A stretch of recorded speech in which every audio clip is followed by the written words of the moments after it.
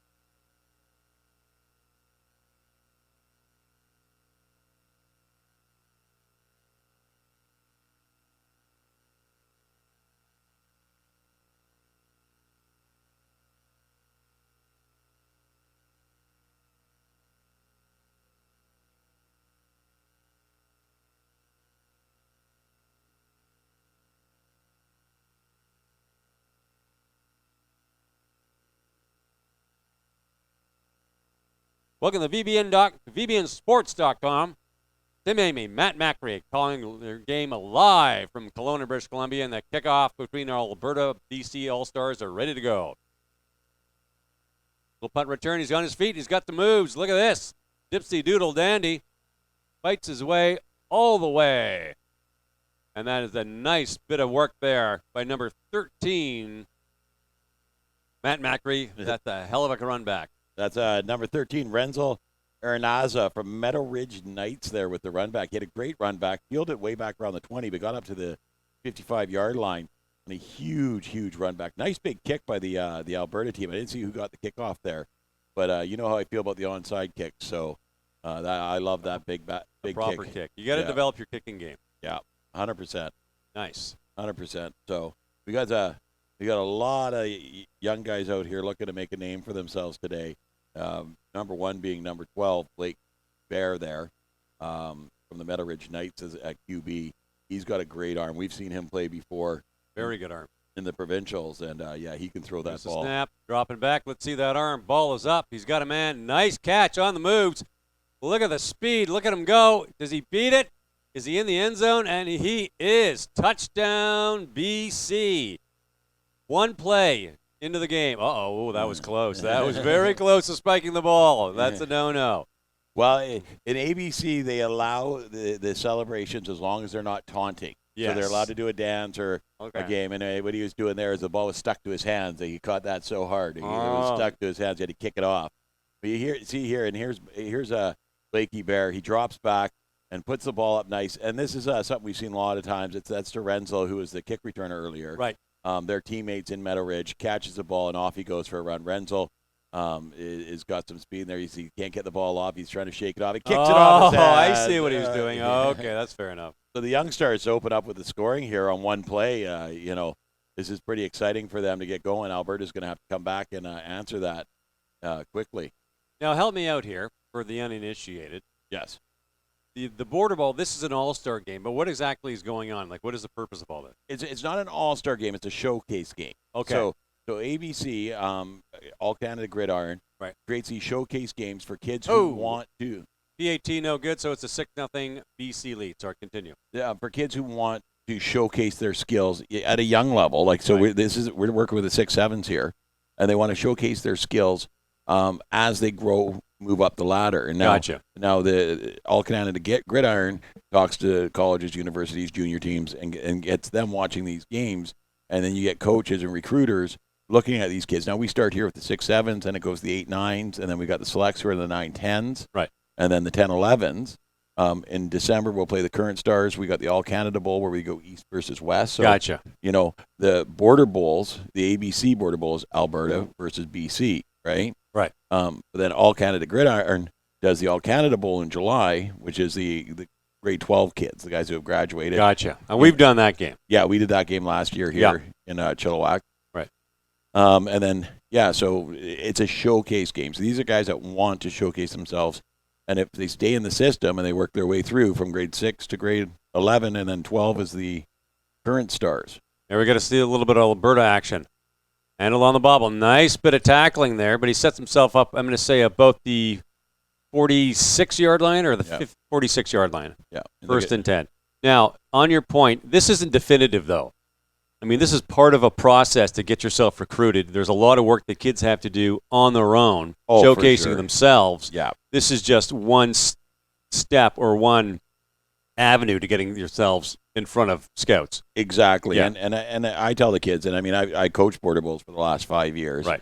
And I've worked with kids all over British Columbia, and I tell them, you've got to go out there and showcase yourself. Yeah. You've got to build your brand, right? And anything like this, where you can get tape on yourself, you get high school tape, you get community tape, you get provincial tape, right? This is just more tape. And you're putting yourself against some really good players. Well, they moved that ball up. Must have been a penalty on the play. Yeah. That'd be some sort of flag we didn't see. Yeah. No problem. 1st and 10, Alberta. From the shotgun, there's a handoff. Number 5 cuts to the outside. Does he have some move? Ooh, breaks a tackle there. He's still moving forward. Not a bad stiff arm. And I'd give him very close to a first down on that play, Matt Macri. Yeah, it's number 5, Given Kambata. out of the Calgary Wildcats there. The Wildcats. The Wildcats, and that's a good program in Calgary. And I think we've got I see a lot of matching helmets out there for the Wildcats. He gets around the corner here, makes one tackler miss, and then a couple more tacklers wrap him up and just run him out of bounds. Nicely done, nicely done. Okay, 1st and 10. Now we're in the offensive zone for Alberta. We have Ben Klassen as QB. Nice little fake there. Hands it off to his man. Gets a hoss. Look at the size of him. Look at the fight. Look at the fight. And that's got to be close to a first down. And number 58, Maddox Ellison. He just held on there. He held on and wrapped up those legs and finally took him down. That was a great job. Big, strong kid. Comes a that 33? Yep, number 33, who is Harrison Todd. Calgary Wildcats one more time. Back to the Wildcats. Look at that. Comes across on the sweep there. Here's the pump. There's the throw. Ball's up. Oh, incomplete pass. That's a tough play. The ball was up for a bit much, and look, could have a pass interference play. Yeah, I think so. I think it's gonna be a pass interference. From what it looked like to me here is that the defensive back got beat, and then comes in and all over him there. That's a first date. That's not. Talking to Ron Diaz last year, we had a grade 12 showcase game out here in Chilliwack. Yep. Or in Chilliwack, pardon me. And there's a perception in this part of the world, I'm not sure other jurisdictions, that scouts only like high school kids. They don't take community. That's sort of like the rumor that got thrown out there, and everyone's sort of drinking that Kool-Aid. So I put it to Ron, and without even batting an eyelash, he's like, the kids, it doesn't matter where you play. The kids have to market themselves. Yeah. It's completely up to you to market yourself. If you want to get discovered by the big schools and so forth, and the big junior programs, you've got to get your name in front of the coaches and the coaching staff. Yeah. All right, here we go. Under center. No. 2 men back. Shotgun, pardon me. Hands off, looks like number 5, cutting to the outside. Got a bit of pressure there. Not bad fighting that kid. And we're back to giving Kambata of the Wildcats. He does a great job here after first contact, getting a few more yards. I really like the way the blocking's getting out there for him, too. I think he picked up almost 10 yards there again. Maybe just short of the first down. They're getting good yardage. I mean, really, every single carry, you need 4 yards. Yeah. Like, you don't have to, it's the football equivalent to baseball small ball. You don't have to get a touchdown every time. Just get enough yardage for first down. It's a good job getting out around the outside here. Some good speeds. Slows down a bit, turn around the corner, and then just kind of runs over 2 of the BC players there. That's a high tackle. Drops back, looking for a man. Ball is up. Looks like that was batted out of bounds. Well, I think he's just getting rid of that. He didn't really have a lot of protection. The big guy there, I think that's number 79, Dawson Davis, came in pretty hot and made him have to throw it away. Let him drop back. Yeah, it's Look at the size. that's 79, Dawson Davis. May have got a hand up. He's an Abbotsford Falcon. I've coached him for a number of years. And actually, his mom stopped by to drop off the Epic here the other day, and he looked me square in the eyes. He's great. He's grade 6. Oh, I see what you're saying. And brought down deep in the backfield. BC defense shows up. Number 42 on the BC defense there. Tarika Lee from North Surrey comes flying in here. Hendricks scares him away. And Conte, it's Yapo Conte. Yapo Conte, the Chilliwack Giant. Yeah, who actually gets in there. So Dawson ran him out from the left side, and Conte was waiting for him on the right side. That's a scary 1-2 punch for any offense to have to line up against. Now look at Yapo Conte. This is a junior bantam age group here. Yes. Yeah. We're doing junior bantam here. Yeah, okay. But it does start at Adam, BC Young Stars, does it not? No, it's grade 6-7. Oh, I get you. Oh, so there you go. That's what you're saying, 6-7. Okay. Yeah. 33. Not a bad carry. Mason Herzog from Sherwood Park Rams. A little bit of fight in him. Is that a turnover and downs, Matt Macri? I think it might be. Yes, it is. Yeah. No, actually they do 4 downs here. Oh, okay. So, is it turnover? Yeah, I guess that was the 4th down because Yeah. you see number 12 Blakey Bear out on the field there. So yeah, that would have been the 4th down. Not a bad series of downs for Alberta. I mean, you're not going to score in every single drive. BC got a little bit lucky because they have the quarterback-receiver pairing that he connected, and kids got some wheels, right? Well, yeah. But, march the ball down the field, you get some yardage, you feel out the defense, and you turn it over, okay, but it's only the first quarter, so Yeah. Almost said first inning. We talk baseball all the time, you and I. Yeah. There's a snap, a little high, and off in the backfield. And I'm going to guess that Giappo. Oh, is that a live ball, my friend? That was a live ball. That came out before he hit the ground. So I think they're whistling it down. Maybe BC got it back there, right on the spot. That's Giappo Conte, the crusher from Chilliwack Giants. I watched Giappo Conte play football since he was about 7 years old. Oh, and he in can play. flag, and he's so versatile. He's fast, and he's strong. Oh, yeah, that ball totally came out, but it looks like BC may have gotten it. Yeah. Well, they did. They did. All right, second down. There's a snap from the pistol. Going back to Conte. He's got some moves. Does he have some blocking? He's got some blocking. Cuts to the outside. He's tough to bring down. Look at the speed. He's just gone. Holy crow. And you watch the stride on him here. There's he another just goes. BC touchdown. Yeah, he's got such a stride on him. He covers so much ground so quickly. And it's just, you don't expect that kind of speed out of a man that big, and he was gone. And you look the way he walks, he has an issue with his feet, whether he it looks like he's pigeon-toed or whatever. Yeah. But he keeps his body really straight, and he's got the long stride and those big, strong legs. Look how straight his back is on this. Yeah. Like, just perfect running for him. What I love it, and watch this, kids, with the arms. The pumping with the arms is textbook. I mean, it's opposite of the leg that's driving forward, and it just helps you. That head up high, looking up. Yep.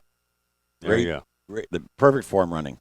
So we start off now with a BC 12-0 lead. Let's see if they can nail the PAT on this snap. Got blocked last time. Looks like a clean snap. And good enough for the girls I go with, Mr. Macri. Yep. So that is 2 points, or that's a one-pointer, right? The 13. No, it should be that should be 2 points. For junior bantam? Yeah, I think it's still 2 points here. It goes 2 points from Adam Peewee, and then we go up to 1 point from bantam. You got to remember to let people know to go log on to the internet and sli.do for the Viewer's Choice Award. The event code is #ABC2019, and vote for your favorite player of this game. And it's going to be the Viewer's Choice Award handed out at the end of each game, and it's sli.do, event code #ABC2019. You know who I'm going to vote for? Matt Macri. You vote for me, I'll vote for you. You got my vote, Tim Amy. There goes our fan. That's pretty much our fan base. Yeah, our tens of fans. Our immediate family and the odd friend that remembers. Okay, here we go. I'm just kidding. Well, BC's off to a hot start. Holy mackerel. Just a handful of plays. They get it in the end zone. That's a bit of a wobbler. And I'm guessing that went out of bounds. So you're going to get the flag. That's sort of a flag, but not a flag. Well, I bounced off the player, so it's not a flag in this Gotcha. case. It's only if it goes directly out of bounds is it a flag. So it's going to be, it bounced off the returner and then squibbled out of bounds. So this takeaway went out of bounds. Exactly. Problem solved. Takeaway went out of bounds. If it goes out of bounds on a kickoff, it's technically a penalty, so they throw a flag. You can take it where it went out of bounds, or you can re-kick. Yeah. 99.9% of the time, they just take it where it went out of bounds, because re-kicking doesn't make any sense, because field position's perfectly fine. One of these rules that just doesn't need to exist anymore. Well, I guess so. Yeah, no, because you always want to kick it as far as you can. Yeah, so I don't know why that. I've never understood why that rule existed. Just take it where it went out of bounds. Okay, we got a procedure call against Alberta. Repeat first down. That's a 10-yard penalty. Yep. 5. Procedure call? Only 5.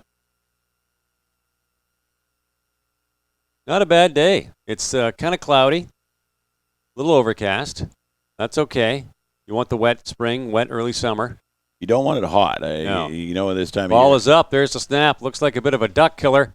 And is that picked off? No, bounce out of the hands. Close. Number 7, Liam Sampson of the Meadow Ridge Knights. He was there. He wanted it, but you see here the quarterback number 3, who is Ben Klassen, puts the ball up there. His receivers got a chance there, but Liam was just too much in the way for him. Cohen Matheson at 4'11", 80 pounds from Grand Prairie. That's what I love about border bowls. You get the height and weight of the players. It just adds to the. Here's a snap. It drops back. There's a good handoff, and he's just sacked. Well, Number 80 in the backfield, Lucas Autier of the Junior Coyotes at 5'3", 122 pounds. Well, here, number 79, Dawson Hendricks just goes flying in there and wraps him up and takes him down. so quickly. Dawson's just such a big, strong player. I've known him since Adams. Like, he's just, okay. Yeah, and I coached him last year on the junior bantam team. I was an assistant coach, and he's such a mild-mannered young man, very coachable, and does a great job getting after the quarterback. Alberta needs a big play here. They got to get way out of their end. And that's almost picked off. Once again, number 7, Liam Sampson for Meadow Ridge at 5'7", 128 pounds. Almost picks that off. The receiver who is number 18, Mathis Young. He's 5'9" and 135 pounds.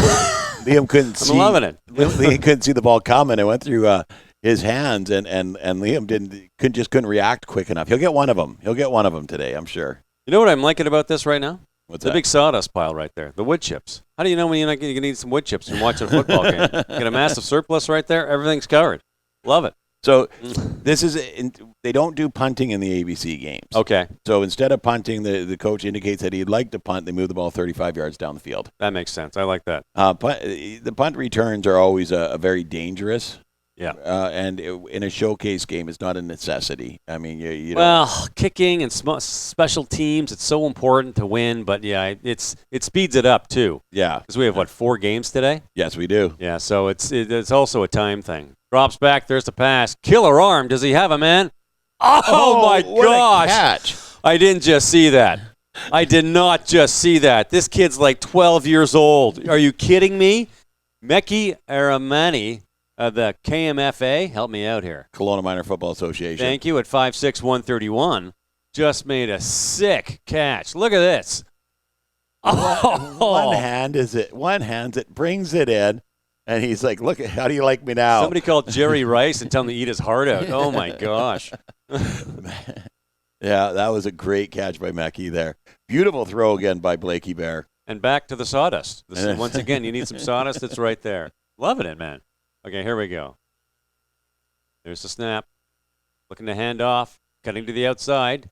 Does he get blocking? He's got some traffic. Alberta's having some. There's a good tackle. Okay, now we got someone showing up and tackling here. Seth Orwood of the Airdrie Storm at 5'6", 110 pounds. Yep. Great job here. Renzo comes flying across. Blake just tosses it to him, and Renzo gets around the outside. And just makes these two miss here on the defense. Look at that. And just wraps up those feet. Beautiful. But Seth was there ready to take his legs out from underneath him. God love you, Seth. Made the proper tackle. Yep. Beautiful tackle. The tough thing at this junior bantam, you still have kids that get mixed up and they try and go for the high tackles. They're going for the shoulders. And if you just drop down and hit that waist, looks like we had a penalty on the play here. Got offside? Yeah, it was an offside. Repeat first down. So Alberta gets a break there. That negates that run. But yeah, you like the tackle with Seth on the tackle there because he broke down and he made the runner make the move, and then he tackled on that move. Yeah. What you find is they chase the runners a lot of the time, right? So the runner, if they're chasing him and the runner makes a move, well, you're following the runner, not the move. And we get a little Alberta D. Look at that. Somebody call the Stampeders of the Eskimos. That was fantastic. Two big boys out of the backfield just spoiling the old party. Look at that. Big number 62, Cyril Atemking from Calgary Bulldogs comes flying in there. I think it's Cyril. Cyril? Atemking, I apologize. You don't have to apologize. I apologize. Well, I butcher names sometimes, and I feel bad about it, but. Here's a drop. There's another pass. Defense, you didn't even know you did. So good. We live in Canada. We live in a plural society, which is wonderful because, you have people from across the world living here in different cultures. But the tough part is for jobs like ours, you get names that you're maybe not too familiar with. Yeah, definitely. You see here, Blakey Bear lines up to throw, and the defender number 57 could have picked that off. You just turned to the wrong man. Ethan Stelmack of the Wildcats. That's 5'8", 140. Gets his hand out there and knocks the ball down. Renzo was wide open, otherwise ready to take that for a run. Yeah, that's you know what? You broke up the pass. You did your job, right? Exactly. Yeah. Coulda, shoulda, woulda. Coulda, shoulda, woulda. But you broke up the pass, so good on you. All right. Tim Amy, Matt Macri. BBNsports.com, covering the old ABC Border Bowl in beautiful Kelowna, British Columbia. One of the driest places I've ever been to in my entire life. It is arid in that part of the world. Okay. Setting up. Here comes the snap. Dropping back. He's going to pass. He's got pressure. Gets the ball off. Nice bit of defense there. Fantastic. And who's our boy on D, Matt Macri? Number 2. Number 2. Seth Horwood. And what are his numbers? 5'6", 110 pounds. Yeah, Ebert's got a lot of pressure on the backside here, and he knows that, and he's trying to get rid of that ball. And he makes a good pass. The receiver's there, but Horwood's right behind him to lay the hit and just knock the ball loose. I know what we're seeing here. BC got on the board with 2 quick strikes in both possessions. All of a sudden, the Alberta defense is stepping up, and they've made their adjustments. We got a little bit more of a game on our hands. Yeah. So, And you take a couple seconds here and to get woken up. Nice little now they're awake. flicker there. He's cutting to the outside. Still on his feet, and that could be enough for a first down. You see that handoff? Yeah, that was great. That was a fabulous handoff there. Like right in the palms and fingers. And that's a first down. Yep. All right. Team Amy, Matt Macri, BBNsports.com. Look at this. Snap. Look at Puts that. it right up to him. Perfect. And these guys have played together for years, and they're really, really used to each other. Great job. You see the chemistry between the two, Blakey Bear and Renzo. These games are also a lot of fun for the kids, too, because you get to travel on the bus. Yeah. And stay in a hotel or a university dorm. And somebody did something bad there, so we got a flag and probably an offside. Yeah, procedure call here, so it's going to go back 5 yards. So BC started off with a hot hand, scoring 2 quick touchdowns, converting 1 PAT for the 13-0 lead. Alberta playing more of a traditional game, couldn't quite get in the end zone, but moving the ball. Yeah. Now Alberta defense has stepped up, and they're giving the BC offense a few headaches, and we got a lot of football left to play here. Oh, they do the longer quarters here just to give the kids more time out on the field. They do, okay. We do play Canadian. They play Canadian rules. They do 4 downs instead of 3 downs. Gotcha. Just There's to give the snap. the offenses. There's the drop. Does he have his man? Oh, Off the fingertips. And look at the pass coverage. Yeah, He's not even close to being wide open like they were before. Yeah, and you get the defense wakes up here, and they're on these guys, and they realize that these guys can make these kind of plays. They're going to cover them a bit better, but right there, the defense is right on them. Makes a great play. Renzel only had one chance on that ball, one chance, and it was a shaky chance at that, and he made the best of it. I mean, right off the fingertips. He makes that catch. I'm calling the NFL, man. No, that one-hander by Mackey still is the most beautiful catch I've seen Send today. that tape to Kyler Murray. Get him off to the Cardinals. Holy smokes.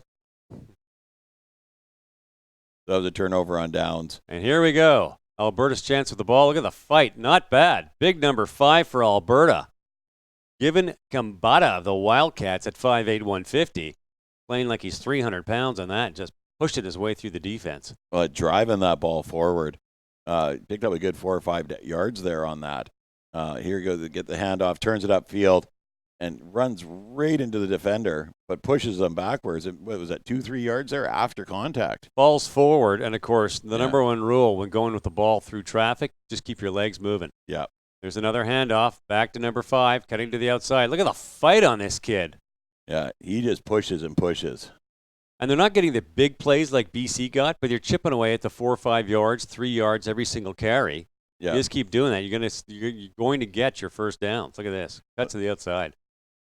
Loops back a bit past the defender, runs into the first guy, drags him 3 yards one more time. I mean, the problem here, too, is the defenders are wrapping him around the waist. Yeah. That's not going to do anything on a guy with legs that big and strong. You got to get the ankles. You got to get him knees or lower. There's a handoff. Oop, somebody was It's offside. going to be a procedure call. Number 33 for Alberta, Mason Herzog from Sherwood Park Rams, had nothing but daylight. Wow, he had a huge hole there. Yeah. That whistle went right through his heart. So, yeah, it's going to be – oh, no, it's going the other way. Automatic first down? Automatic first – well, no, it's not automatic first down. but it would be enough for a first down. Gotcha. That was third down and a couple yards. So, yeah. So help me out here. Yep. Offside on the defense. Isn't that supposed to be like a free play for the offense or something like that? Unless he's back unimpeded and could hurt somebody. Oh, so okay, it's a safety concern. Gotcha. There's the snap. Handoff number 11 for Alberta. Cuts to the outside. Does he get some blocking? Oh, still on his feet. Good fight. Good fight. Look at that. Yeah.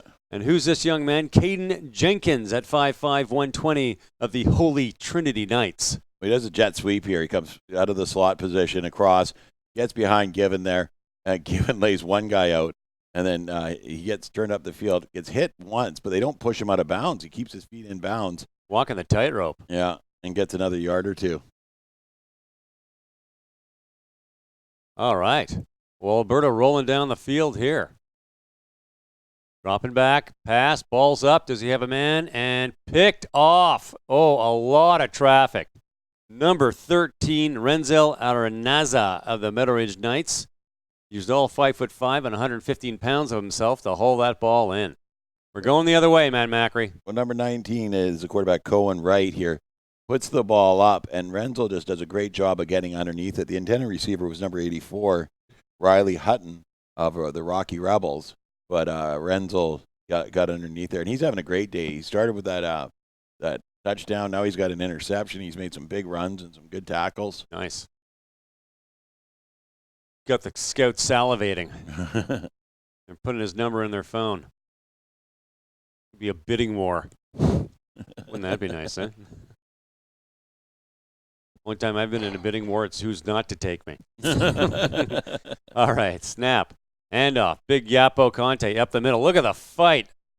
Nice. That's a good 3-4 yard carry for a big 89 Yapo Conte from the Chilliwack Giants. Well, and I remember seeing Yapo in the provincials here in British Columbia a couple of times now, and I've always said the same thing. You got to wrap those ankles on him. He is a big guy coming up the middle. You put your arms around his waist, he's just going to take you for a ride. He's so strong. So strong on his feet that, you've got to take those ankles out from underneath him. All right, second down. There's the snap. Back to Conte. Cut to the outside. All he needs is some blocking. Gets a little bit. Makes his own blocking. And fights his way to the first down. Sitting at the 54-yard line, and they're in the offensive zone. BC's rolling here. Yeah, BC's doing a really good job of just keeping the ball moving forward. I mean, head coach Dave Hicks, he always likes to come out with a surprise there. He does that big pass. Renzel scores. Great. Sure. They get up. You get a Yapo. He goes around the outside. He scores. Great. Now it's going to be, work in the field. And it's going to be a lot of this, getting it to the running backs and letting them just drive the field and keeping the ball out of Alberta's hands. Sometimes there's a bit of a danger in this. Here's a snap. Back to the backfield, and that one went nowhere. Good defense. Yeah. Great job by Alberta right there to stuff him in the line of scrimmage. What's the danger, Matt Macri, when you're the head coach and you bring 2 or 3 of your boys in and they're always getting the ball?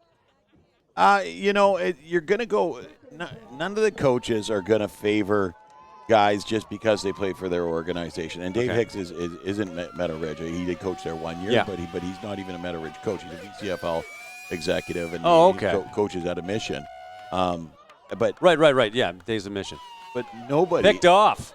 Picked off? No, it was a catch. Oh, it's the helmet. It's the pants. It's the pants that threw me off. Okay. Number 11, Darius Hanna catches that ball. 5'3", 105 pounds from South Delta Rams. Nice. Makes a great catch here. I've seen Darius play before, and he's a great receiver. Makes a really good catch there, wrapped up and taken down quickly, but not before he picks up a good 5-6 yards there. Easily. Oh, there's going to flag on the play. Heck. So it's going to be offside on the BC team, so they're going to come back 5 yards. Catch isn't going to count, and it's going to be 2nd and 15. So, not the coaches that go and they, you got Dave Hicks does the Young Stars. Yep. You've got Dave Brass, who does the Meadow Ridge. Yeah. From Meadow Ridge does the Future Stars. Andrew Van Dockenberg from the Shuswap Chargers. Okay. That does the Rising Selects, and Cole Sangera that does Rising Stars.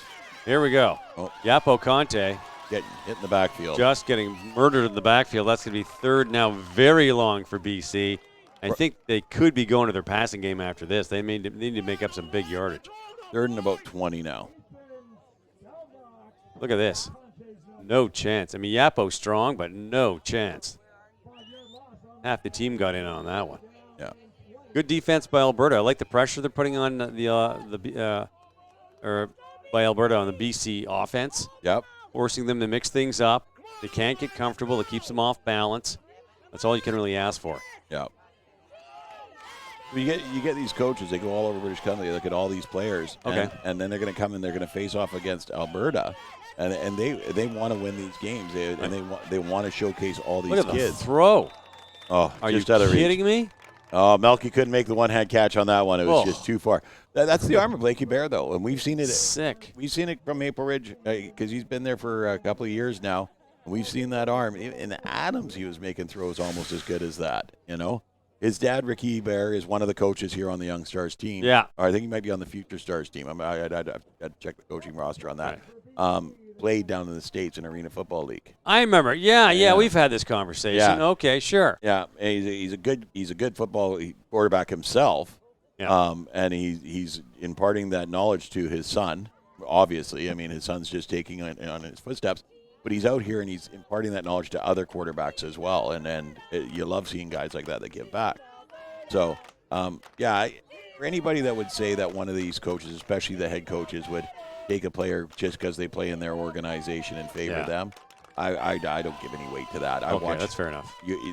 These kids come out and they have the 2-day insertion camp. They had practices yesterday. They earn their spot on the field. And you don't just sign up to be Border Bowl and get in. Like you got to try out, right? Well, the tryout's the easy part. Yeah. Earning your field time's the hard part. Right. Okay. Nice. And there's a fee. It's not all parents not all top players go in these things because it's time away and it's a lot, right? Well, and the showcased all-star type games, they're really getting there's quite a few of them out there now. Yeah. So you got to pick and choose the ones that are good for you. Yeah. We looked at a bunch when my son was playing, and we came across Border Bowl through Shell Zangara, and we loved it, and we stuck with it all the way through his school career. Sack. Oh, big sack. He had that ball cocked back. He wanted to unleash a pass in just no time. That's number 79, Dawson Hendrix. One more time getting back there. Love to see that Falcon helmet. And there he is pumping up the crowd. Yeah, he's That's excited. That's the end of our first. We'll switch ends. There you go. We get the replay here. He comes around the outside, just beats the tackle. The running back stepped up to block him, but he's just so big and strong. He blew right off the block and right into the quarterback. Massive. Yeah. Okay. That's a lot of fun. Yeah. I love that. And you love seeing that. You want these guys out there enjoying the game, too. Yeah. I mean, right now it's a tight game. It's only 13-0. BC had a big throw for a touchdown and a big run for a touchdown. But on the drives, they've been slowed down. Okay, right here one more time. Viewers' Choice Award. This is up to you guys here online. The people viewing, you got to go into sli.do, event code #ABC 2019, and vote for your favorite player of the game. Or me or Tim Amy, one of the two. Well, I'm voting for Matt Macri. That's all. But vote for your favorite player of the game. These young men out here would love to hear, get some votes from you guys and hear what you think of their playing. All right. Nice handoff, cutting to the outside. He's got a blocker. Look at that. Beats the one tackle. Not bad. He had big 79 behind him. Number 3, Ben Klassen, the quarterback there, wasn't even a handoff. He took a direct snap and just went for a run. I think he figured that he's got the wheels, that he's got to try and get it out. And he was a bit upset with the officiating because I think he felt it was a hit out of bounds, which should be a 15-yarder, but he just sort of wrapped him up. Yeah. I didn't see anything. I didn't see anything that I would call a foul. No, I didn't really think that was foul. I think he's a bit more frustrated at where the spot is here. I think he thought he got to the marker. Oh, I see what you're saying, yeah. Yeah, and they're putting him about a yard short of the marker, and it's going to be 4th down here. So, yeah, they're about a yard short of the marker. I mean, you're trailing in the second quarter. Not a huge deal because you're only trailing by the 2 scores, right? Yeah. That you get that. Well, one touchdown to PAT, you've more than cut the score in half. Yeah, exactly. And they're only a yard off. So. Oh, and it was only 1 point for the kick. Now I see the scoreboard there. Yeah, that makes sense. So, okay, Alberta, looking for that big first down. You got BC's going to be coming with their ears back here and put a lot of pressure on the quarterback in the backfield. From the pistol. Here comes the snap. Oh, shotgun, pardon me. And it's the keeper, number 5, going to the outside. He's got some room. He's got some space. He's on the move. Look at this. Could he go all the way? Oh, he did. And he looks like he's in the end zone. Speaking of a stride, that was beautiful. Direct snap to number 5, giving Kambata of the Wildcats. And he's on fire. Just left a vapor trail, and bing, we've got a football game. Yeah, they're right back in it. And this is what BC did twice. So now Alberta's got, so they do the Wildcat. The quarterback runs out of the way, goes straight to Given, and he gets around that outside edge nicely. Great wheels. And you're right, once he gets going there, he's got this huge stride. He's just driving down the field. Look at that. Look at shoulders back, chin up. Chin up. Beautiful. Arms and legs going. Yeah, he wanted to make sure that they knew that he could do that. He's warming his. That ball's hot. That is awesome. Yeah. That's, you don't want taunting in guys' faces in the end zone and all that kind of stuff, but a little bit of fun. Yeah. That's okay. And that's the thing that ABC has always done is they've said, go out there and have some fun with it, but don't be disrespectful. Correct. And I say this to the kids all the time. There's 3 things you need to have a football game. A football, referees, and an opponent. Yeah. Right? And if you disrespect any of the 3, you can't have a game. Yeah. So you gotta show the respect. And once again, SLI.do, event code, #ABC2019. Vote for your favorite player, other than Matt Macri and Tim Amy. Okay. Well, it's going to be a good day of football. I mean, we got lots of game on the agenda for you guys today. I can't even speak this morning. Holy smokes! But so much prep time. There's 4 games on. We're up all agenda night today. working on this. Yeah. We got 4 games on the agenda today. We start with the young stars, the 6-7s, grade 6-7s here. The junior bantam. Yep. And then we go to the future stars, which are the 8-9s, which is, I guess, technically it would be next fall's bantam team. And then we go to the 9-10s, which is a rising selection. Now, they put this in 3 years ago because there were so many grade 9s and grade 10s. Right. And you have the 8-9 and the 10-11s, right? So there are going to be grade 8s that were going to be left out because there are so many 9s, and there's going to be 10s left out, right? So you sort of spread the bantam league into two halves. Oh, that makes sense. And then you got the 10-11s who are just a fabulous way to cap off the day, the rising and stars. then grade 12 has their own showcase game in coming December. up in December, yeah. Yeah. You said July, though. July and December? Twice a year? July is the All-Canada Bowl, so they take the best from the East and the best from the West. So the guys that we see playing in the Rising Stars today will be playing with each other in July. Okay, well, that was a nice little kickoff from Alberta, fielded nicely by BC, and it'll be a 1st and 10 BC with that red-hot offense that we've seen so far. And away we go.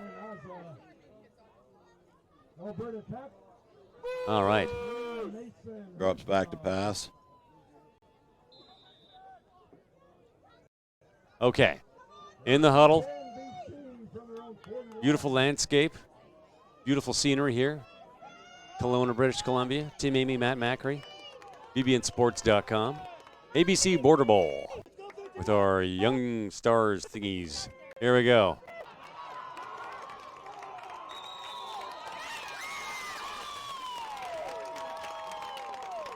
And it looks like that ball's going the other way.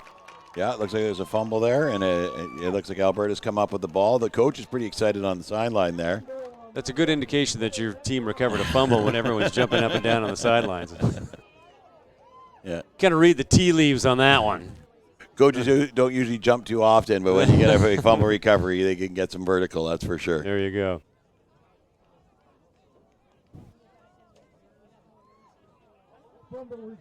Okay, Tim Amy, Matt Macri, BBNSports.com. Young Stars, the ABC Border Bowl, the Showcase Bowl for those kids that are looking to make a future out of football and want to get their names in front of the scouts for the different junior leagues and university leagues across Canada. Lots of opportunity. Well, there's huge opportunity out there. Because it's not just, the colleges and universities.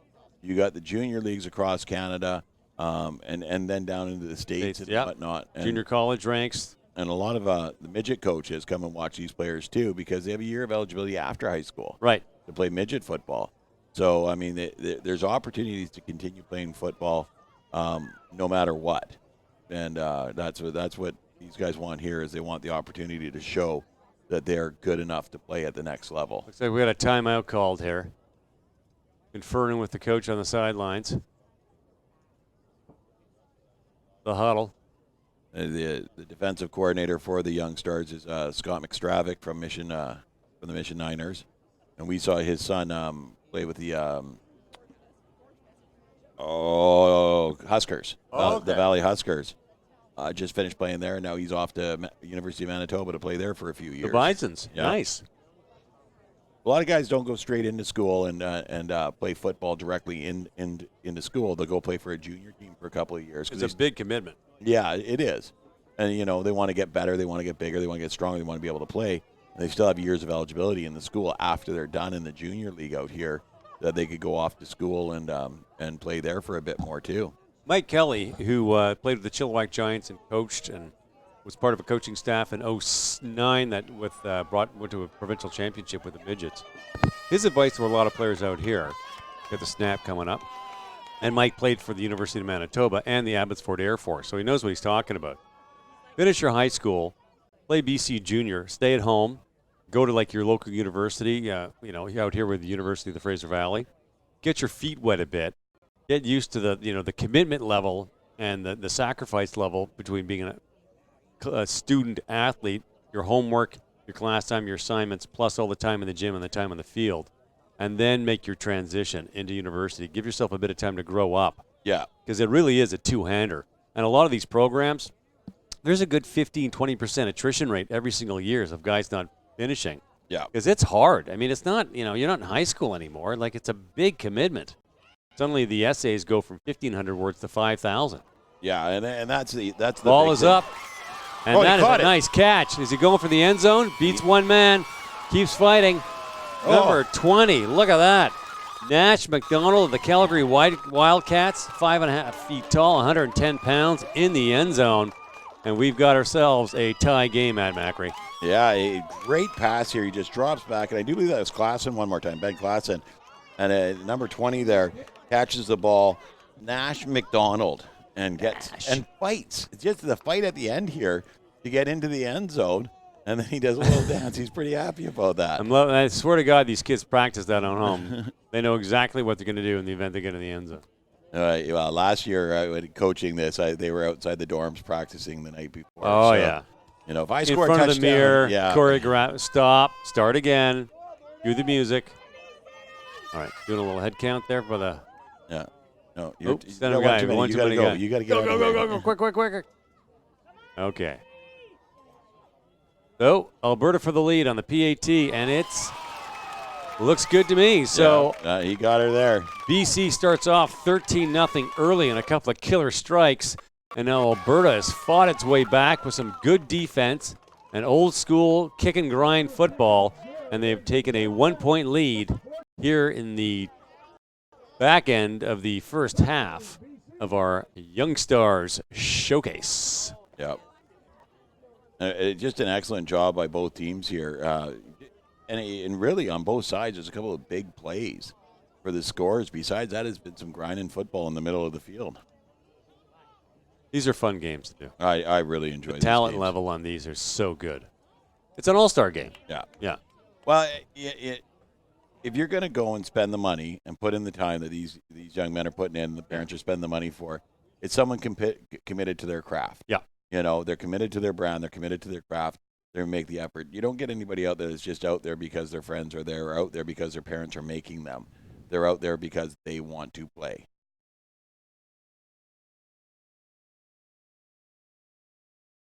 Okay, well, Alberta will be kicking off for their BC counterparts. And what looked like a blowout early by BC to start this game has quickly turned into a slim Alberta lead, and we've got a football game on our hands. And you and I have been doing this long enough that neither one of us cares who wins. Yeah, I mean, you want a good game. You want a good game. Yeah. We want a good game to call. We want a good game to watch. It's always boring if there's a blowout. Yeah. At halftime, you're trying to find nice things to say about the losing team, and they're down 40 points. And really hoping that the team that's up 40 points drops the ball. Yeah. Nice kick, nice catch. Does he get some blocking charging up? He's on his feet. Splits the, oh, look at this. Splits the defense. Big tackle there. Saved a touchdown, number 24 for Alberta. And then is Ladinandian Okurudu out of the Edmonton Chargers. And I apologize to your family. I'm having trouble with that name. 4'3", 74 pounds. Went in like he was 250 on that tackle. Ladanian, thank you. Yeah, he came in there hard. And it was number 5, Given Kambata, who came in from the other side. So there's a bit of a sandwich there on number 13, Renzel, Aranaza, sorry. Aranaza, yeah. Aranaza, yeah. Okay. BC with the ball. Deep in Alberta territory. From the shotgun, the snap, the pitch to Yapo Conte. Yapo's got some wheels. He's cutting to the outside. He just needs a bit of blocking. Fights off. Look at that. Fights off one. Fights off another. And big number 87 finally just shoves him out of the bounds. Sam Mcgadi. At 170 pounds for the Calgary Bulldogs. Just gets him out of bounds.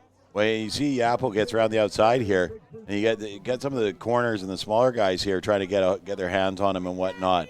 And it's not until Sam steps up here and just goes, no, out of my way, off my field. There's a danger sometimes in trying to push a guy out of bounds, because if you're not as big as he is, he won't even register. So sometimes you really got to go in with the shoulder.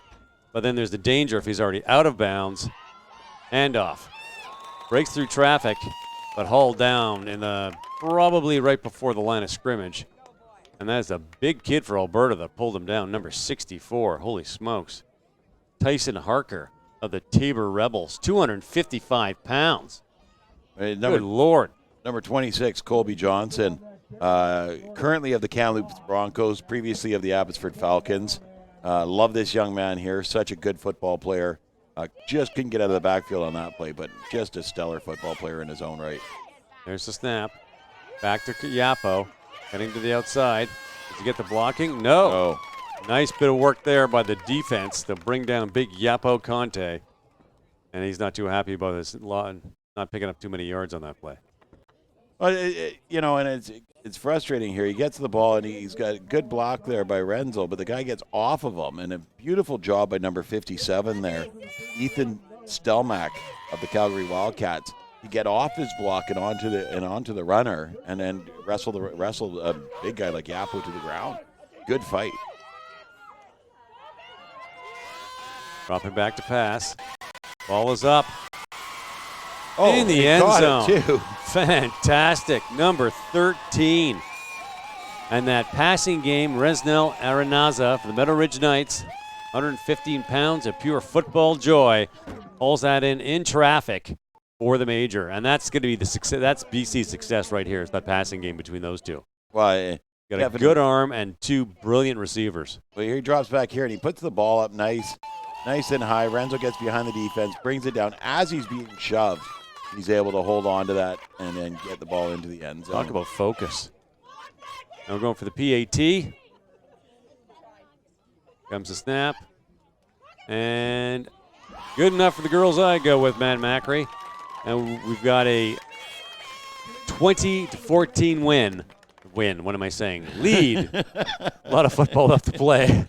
No one's won yet, Tim. No one's won yet. BC, 19? What was it? No, I think that was good. It should be 20, yeah. I don't think they've updated the score yet. Yeah, so. give them a sec. We may be wrong. We've been wrong on those before. They look good to us, and they're actually not. Anyway, the one thing that I find is that the referees don't give the signal all the time, so everybody's like, did that go in? Did that not go in? But sometimes they'll hit the crossbar, and it looks like it goes in on one angle, but it went out on the other angle. Yeah, but there we go. All right. 20-14 BC. Viewers' Choice Award, SLI.do, event code number, #ABC 2019. Vote for your favorite player of the game. We will. All right. And there's lots to choose from so far. I mean, Renzel's having a great game on the BC side. Blakey Bear's throwing rockets. Yapo Conte's doing a great job. Dawson Hendrix is making some huge tackles. Beautiful blocking by him on the offensive line, too. But you go on the other side, you got Given Kambata. That's run a great game so far today. And number 3, Ben Clafson, with that huge throw that he made. So you got a lot of choices here on both sides of the ball. And of course, if all up to you. All up to you. Of course, of Matt Paisley, who's the Chilliwack Giant midget head coach, Mr. O-Line Factory was here. He'd be going on ad nauseum about the O-line and the unsung heroes and how great they're playing, listing off the big linemen. Here we go. There's a kick.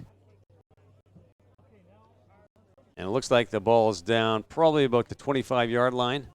Yeah. What's the white flag? Oh, that's somebody's towel. Somebody's towel. Yeah.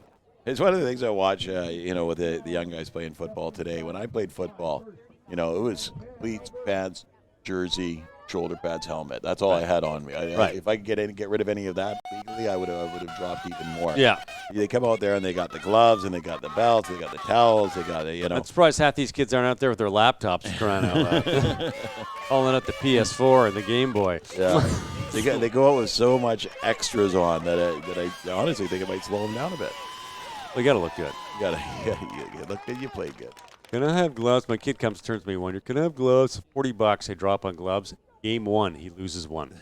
So he's out there playing like Michael Jackson for the rest of the season. And like, can I get some? No. Go find the one you lost. That's $40 you owe me. And he's dropping back. No. It's a good fight. Good fight. Number 44, Riley Mcdonald from the Abbotsford Falcons there had him all lined up. And just as he was about to hit him, the guy sidestepped him like just inches. It was a good fight. He didn't get very far. But what a beautiful fight for space on that.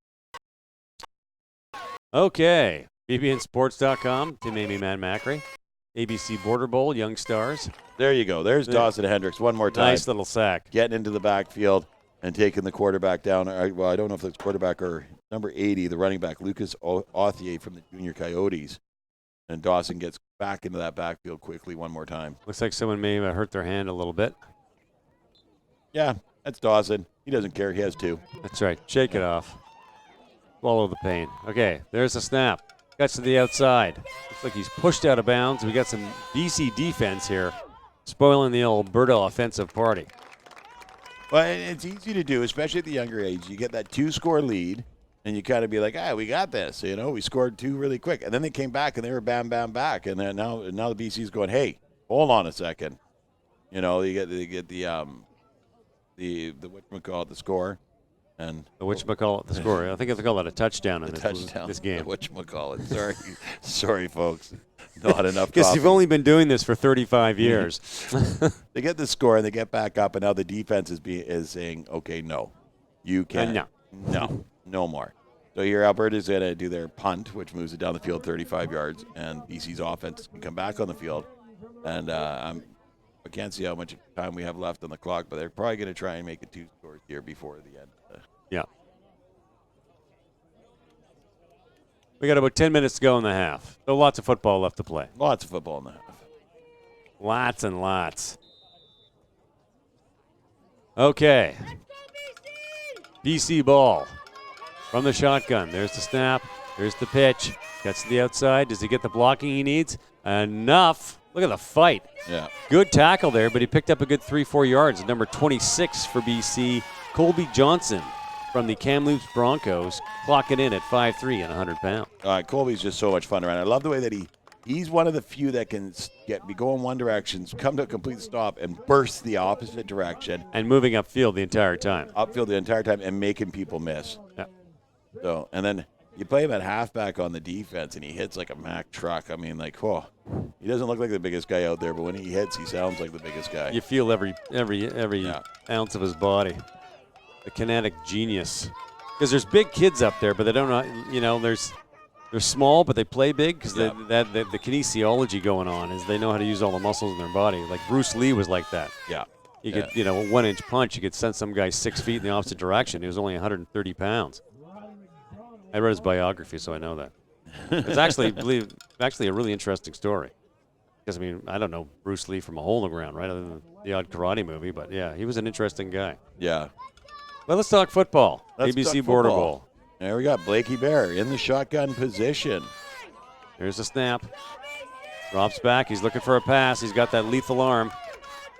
Picked off. Look at this. Alberta the other direction. Does he get some blocking? Does he get some room? Pushed out of bounds. Oh. Number 2 for Alberta. Colby Johnson. From the Kamloops Broncos, clocking in at 5'3" and 100 pounds. Okay, Seth Horwood out of Airdrie, the Storm. Yeah. And I think Blakey Bear went back to the well that is Renzel, Arizona, one too many times here because they had 3 guys Picked him off. converging on him. And the blocking, and then he's still on bounds too. Still Look at in that. bounds. I think it's him going down that makes it down. I don't think he stepped out of bounds there. No, you're right. I'd have to see where they spot the ball. Walk the tightrope. We got what's going on here? Offside Oh, on the offense. no, that would be the defense. On the defense, yeah. So repeat third down.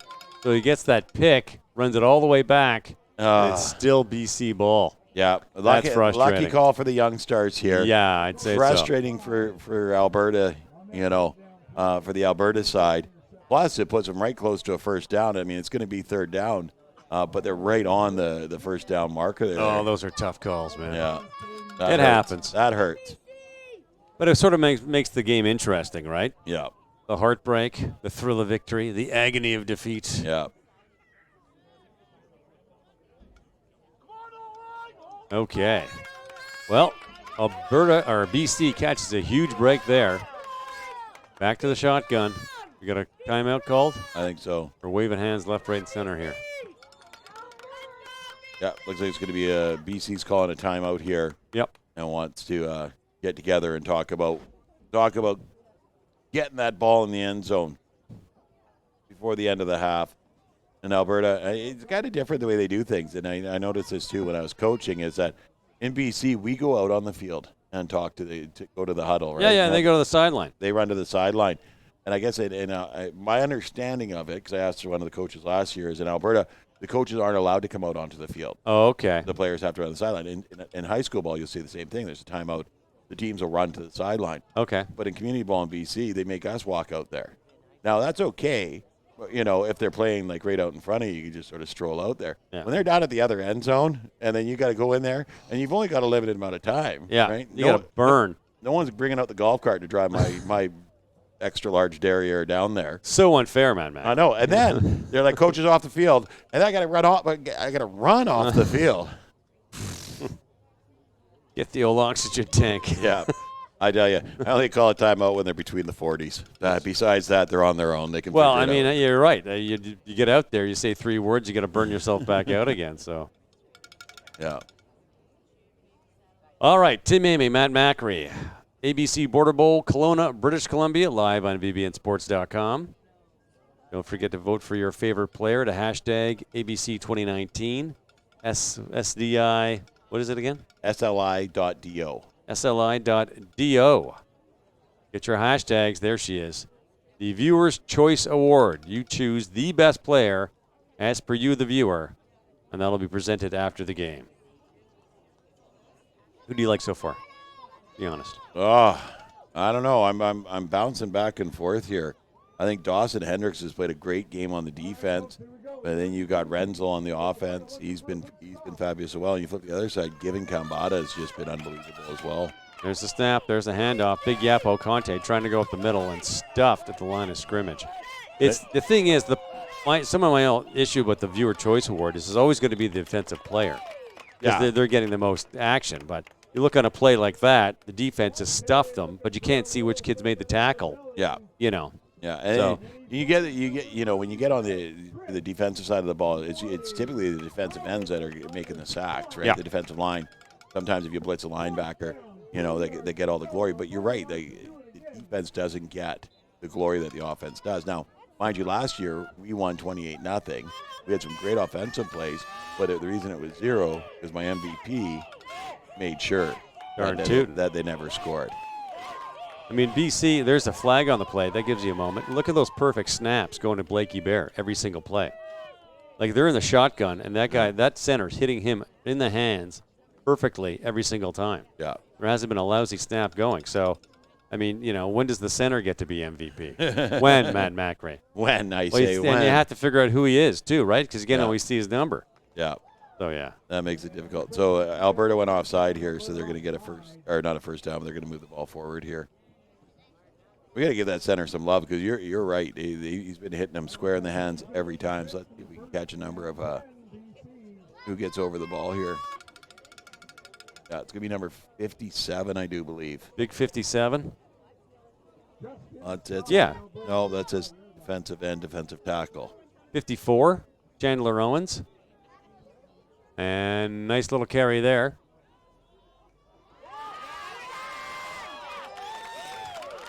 We're going to figure out who you are, Mr. Center. Mr. Center. We're going to give you your due. Well, we have a center of outside linebacker at number 54 here. And I'm not seeing any other centers on my list here. So it has to be 54. Chandler Owens. Keep her eye open. I'm looking. Yeah, 54. Does that look right to you? It's tough. The jersey isn't 100%. Need to tuck it in a bit better. All right, handoff. Gets to the outside. We got a speedster. Guts in and brought down. Nice bit of tackling right there. Beautifully done by Alberta to spoil the BC offensive party. But a good bit of running there by that running back. Kid had some wheels. Yeah, he did. He did a really good job of getting the ball up the field. I don't know if that was enough for a first down. He was just tackled brilliantly. But, I mean, you know, we've said it before. You pick up the 3 to 4 yards. You don't have to get a touchdown every single carry. I'm seeing 67 at center. That look right? Directing traffic. There's the snap. Yes, it is. There's another handoff going the opposite way this time. He just needs some blocking. He's got the wheels. Cuts in. Number 13, good fight. And they quickly hauled down. A couple penalties on this play. He threw his flag, his hat. There's going to be a Renzel Aranaza of the Knights. Renzel gets out there, gets around the outside. So I think the first penalty would be a block in the back there. There's a face mask. There's going to be a face mask on that one. Yeah. So it's going to be offsetting with a 5-yard bonus going towards the BC side. Whoa. Those face masks make me nervous. The number 67. 67, yes. Luca Patterson of the North Langley Bears at 5'7", 170 pounds is just snapping that ball like a laser beam. It's like a kick from a horse, but it's hitting him in the hands every single time. Luca, you're doing a great job out there. Keep it up. You got my vote. I thought I had your vote. Well, my real vote. Not my I'm just being nice vote. As the referees discuss here, the multitudes of penalties. And he has to get his hat. And his flag. What else can they throw? Take off the shirt, Yeah. shoe, both socks.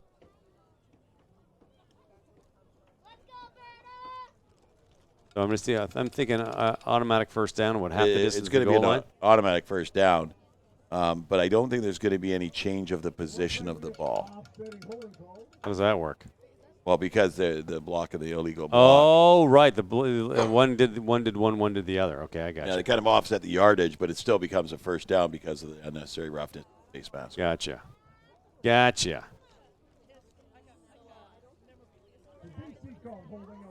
Okay. We have a 6-point BC lead. Last few minutes of the old first half here. BC threatening. Well, the 15-yard line. In the shotgun.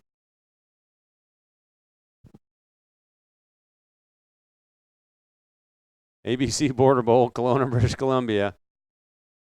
Vote for your favorite player, SLI.do, event code, hashtag ABC 2019.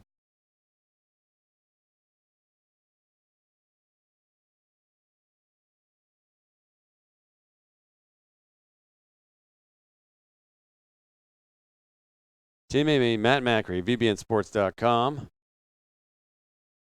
Little all Canadian gridiron action going on here today. Okay, so we've got some internet issues at the venue here, so we're going to take a bit of a break. We'll probably catch up to you guys in the second half. In the meantime, VBNSports.com, Team Amy, Matt Macri. See you in a few minutes once we get the interweb straightened out. I'm just going to blame Al-Qaeda and cut it off.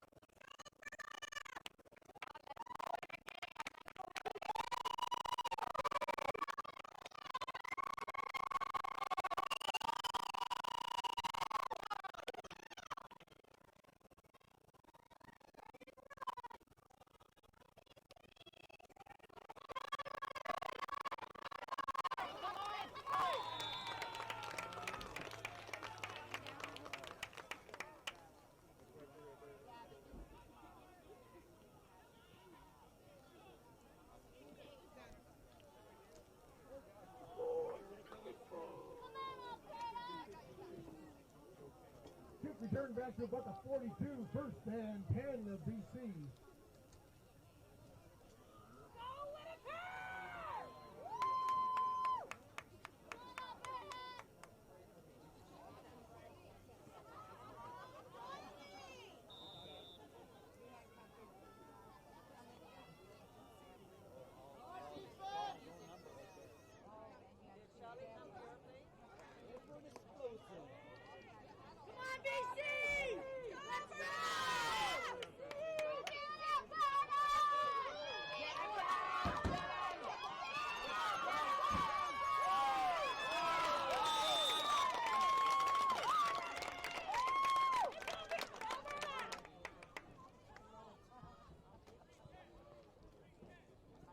Colbi jumps in on the outside carry, good for about 5 seconds and 5 to go just inside the 50-yard line.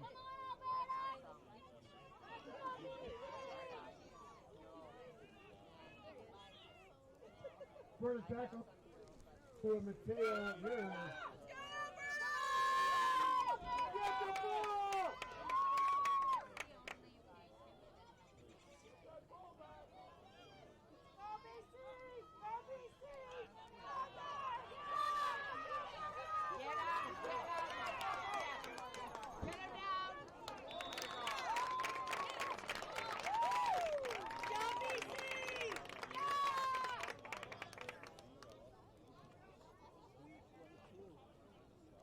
Yepo Conte carry off tackle, good for a fresh set of downs first.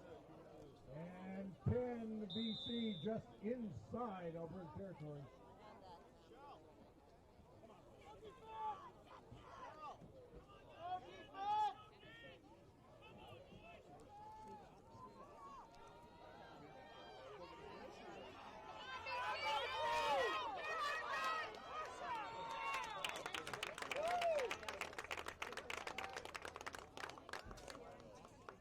Conte again with the carry. He's up to the 46. Second down and 3.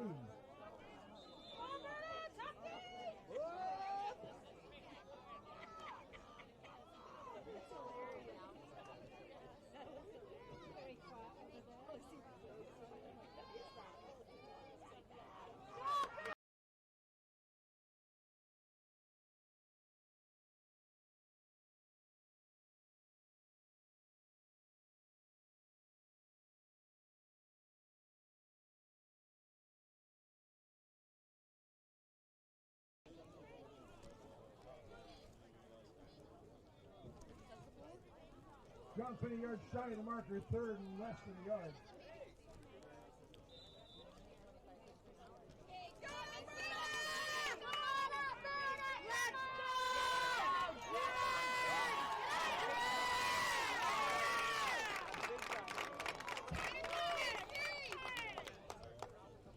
Number 23, Evan Lacanos on the tackle. Conte on the carry, and that's enough for a first set, first and 10.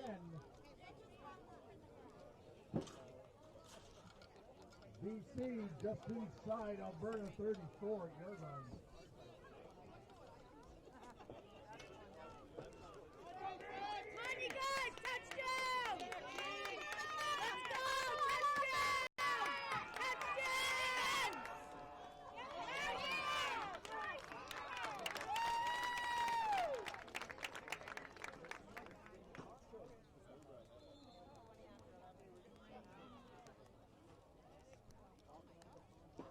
Keeper Kaden Jenkins on the reception.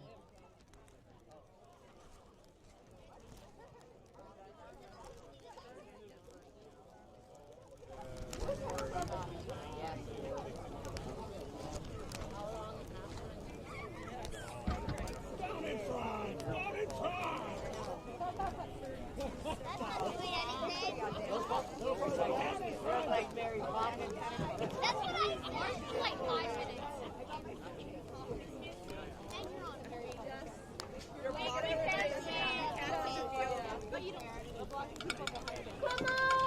Number 99, Yapo Conte is a DC player on the play.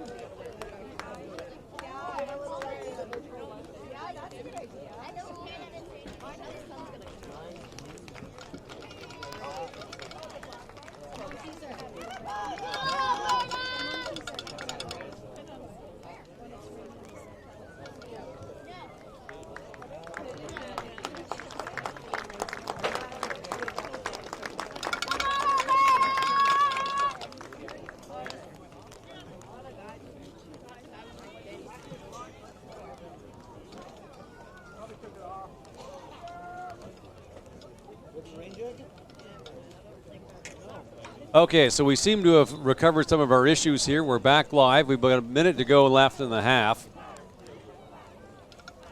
BC ball pressing deep in the Alberta zone within a BC lead. So a 26-21 lead, just a mere 5 points between them. Low snap, and off the backfield. And look at that. Big 62 for Alberta. Cyril Atamenking from the Bulldogs, who just bulldozed his way into the backfield for a BC loss. What a tackle. Looks like that sets up third down. Look at this snap, a little bit low. Still gets the handoff okay, and just wraps up that waist and hauls him down. And we have another timeout called here. So you'll notice when they call a timeout, the BC coach runs out, talks to players on the field. But the Alberta team runs over to their coach. And that's just a difference in styles, because in the Alberta League, coaches aren't allowed on the field. I guess there might have been issues with coaches and officials at some point during the not too distant past. So a timeout called. Should be just under a minute left to play here. I don't have a sight on the clock. Can't quite see the clock from where I'm sitting. ABC Border Bowl, VBNSports.com. Tim Amy, my sidekick, Mr. Matt Macri, who's running a quick errand right now. Kelowna, British Columbia. We got our young stars, we the junior bantam age groups, grades 6 and 7. BC with a 5-point lead. They start off to a 13-0 lead early, 2 quick strikes and a couple of beautiful passing plays. But Alberta has clawed their way back and made this a game, and their defense is actually playing quite strong. We got about 40 seconds to go in the game with a timeout. Oh, look who's here! Did you place your bets? You get your money on your ponies there, or what? Yes, I did. Had to look at the weather outside. Sometimes you just got to look at the weather outside. Okay, these are long timeouts. Have you noticed that? Yeah, they definitely have a longer than usual timeout. Well, part of the challenge is, of course, you're coaching kids that you've only known for a couple of days. Yeah. So you need a little extra time on the timeout, so you make sure everyone is on the same play, because they're not doing the same plays and calling things the same things. Okay, so BC. Here's the snap. Perfect. There's the pitch. Gets to the outside. Now all he needs is some blocking, and he doesn't get it, and that Alberta defense just stuffs them. Flying in there. It looks like it was number 57, who is Ethan Stelmach, making a big tackle there. A 5-point BC lead, and they have led the entire game. Well, there was a short time that Alberta had the 1-point lead. That's correct. Yes, It was 14-13. You were so correct, Matt Macri. Yeah. Okay. Dying seconds of the first half right here. Tim Amy, Matt Macri, VBNSports.com for the All-Canadian Gridiron ABC Border Bowl in beautiful Kelowna, British Columbia. And are we done? I think that's going to be the half. I think they just waved the flag there. Okay. And that's going to be the end of the first half of the game. And we got BC leading 26-21. A mere 5 points between two teams, so the whole second half yet to come. So we're going to take another break because we're pretty exhausted here. VBNSports.com, Tim Amy, Matt Macri. See you in about 10 minutes.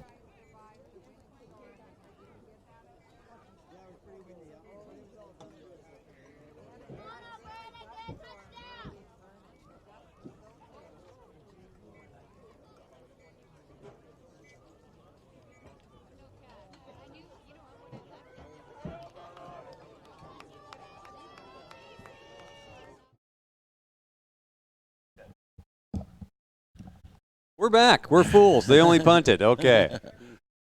Yeah, no, it's not halftime yet. We thought they were going to half because both the teams were out of the sidelines, but they really was just the pseudo punt. Pseudo punt. So, Messing with us here. So Alberta's going to have 30 seconds here to try and march the length of the field because the ball's on their 10-yard line and get a lead. 26 seconds is what they're going to have. Here we go to the backfield.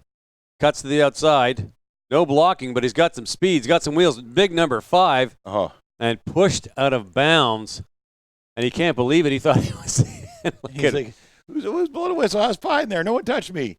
Mr. Given Kambata of the Calgary Wildcats having a heck of a game. Let's watch on the replay. See, we see where his feet go out of bounds. And it looks like right about there. Yeah, that's when they. Yeah, it looked pretty close from this angle here. He's like, I had the field wide open, but no, I think your foot hit the out of bounds line. Yeah, you can't see the official on the screen, but he's standing right on the sidelines watching those feet. So. And there in the commissioner tent, you see none other than the Paula Sharp, the ex-VCFL commissioner. Oh, okay. Yeah, right there. That looks like to me where the foot. Yeah, it's right on the right on the line. Right there, yeah. So, and I think that's a good call by the referee. I think his back heel just caught it. Although they're going way back, I guess there must have. Well, must have been a hold. Well, no, they didn't back up the ball off of where the original line of scrimmage was.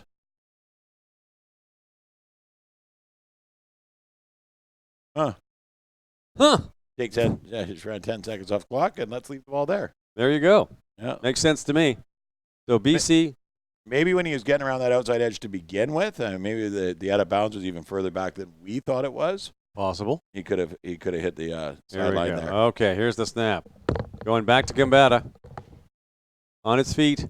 Cuts to the outside. And he is brought down right around the line of scrimmage. With about 6 seconds to go on the clock. So didn't quite get that much yardage on that play like he did in the last. I'm sure he's disappointed. But Alberta going to that direct snap just to speed things up a bit. I guess their handoffs are a little too slow in the backfield, allowing the BC defense going in there and swarm.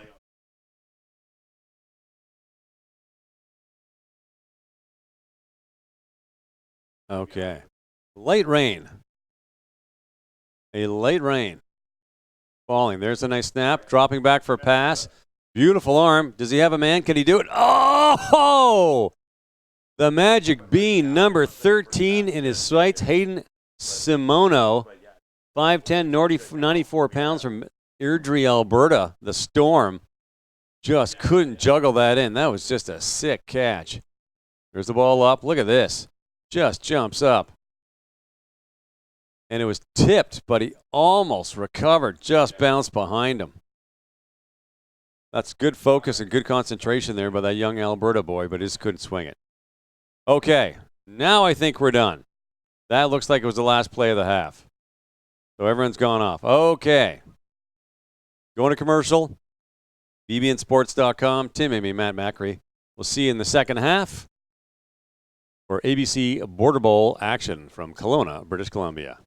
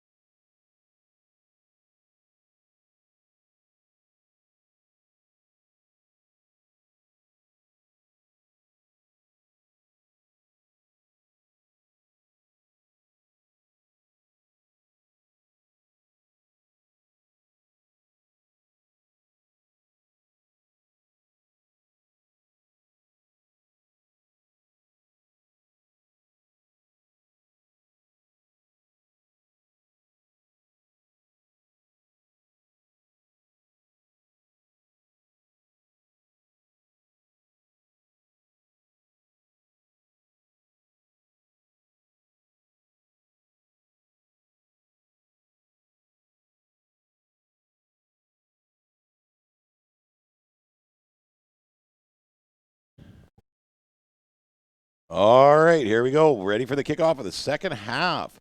And we got the young stars here starting up. And it's going to be BC kicking to Alberta. There's our down marker volunteers doing a great job for us. All the wonderful parents, brothers and mums and dads and everyone that chip in. Pardon me. Tim Amy, Matt Macri, bbnsports.com, ABC Border Bowl, All Canadian Gridiron, live from Kelowna, British Columbia. We apologize. We've had some technical issues. Hopefully we've got them ironed out for the second half. We want everybody at home to be able to watch these wonderful kids strut their stuff. Yeah. We can't control the internet. Sometimes it's up, sometimes it's down. So unfair. We'll get you as good as we can here. Okay. Now they got the tee. We're all set to go. All right. That was a long first half. It was, and it's a long day of football. So hopefully we can speed this get them going a bit faster in the second half. You get big passes like that all the way down the field. You got to wait to set back up, get the ball back, all that sort of stuff. Yeah, it creates a lot of extra time. And decent kick going downfield. Fielded beautifully by Alberta on his feet. He's got some room. Breaks through the middle. Look at this. Breaks the pack. Splits the defense. Holy mackerel, number 33, Alberta in the end zone on the kickoff. What a bit of running.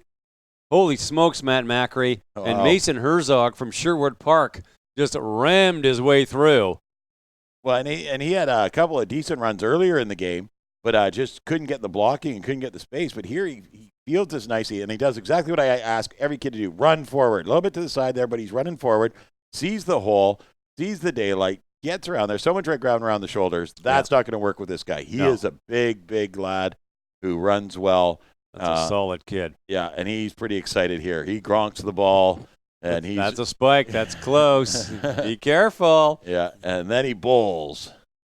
So it's a 15-minute half, or 15-minute quarters. Yeah.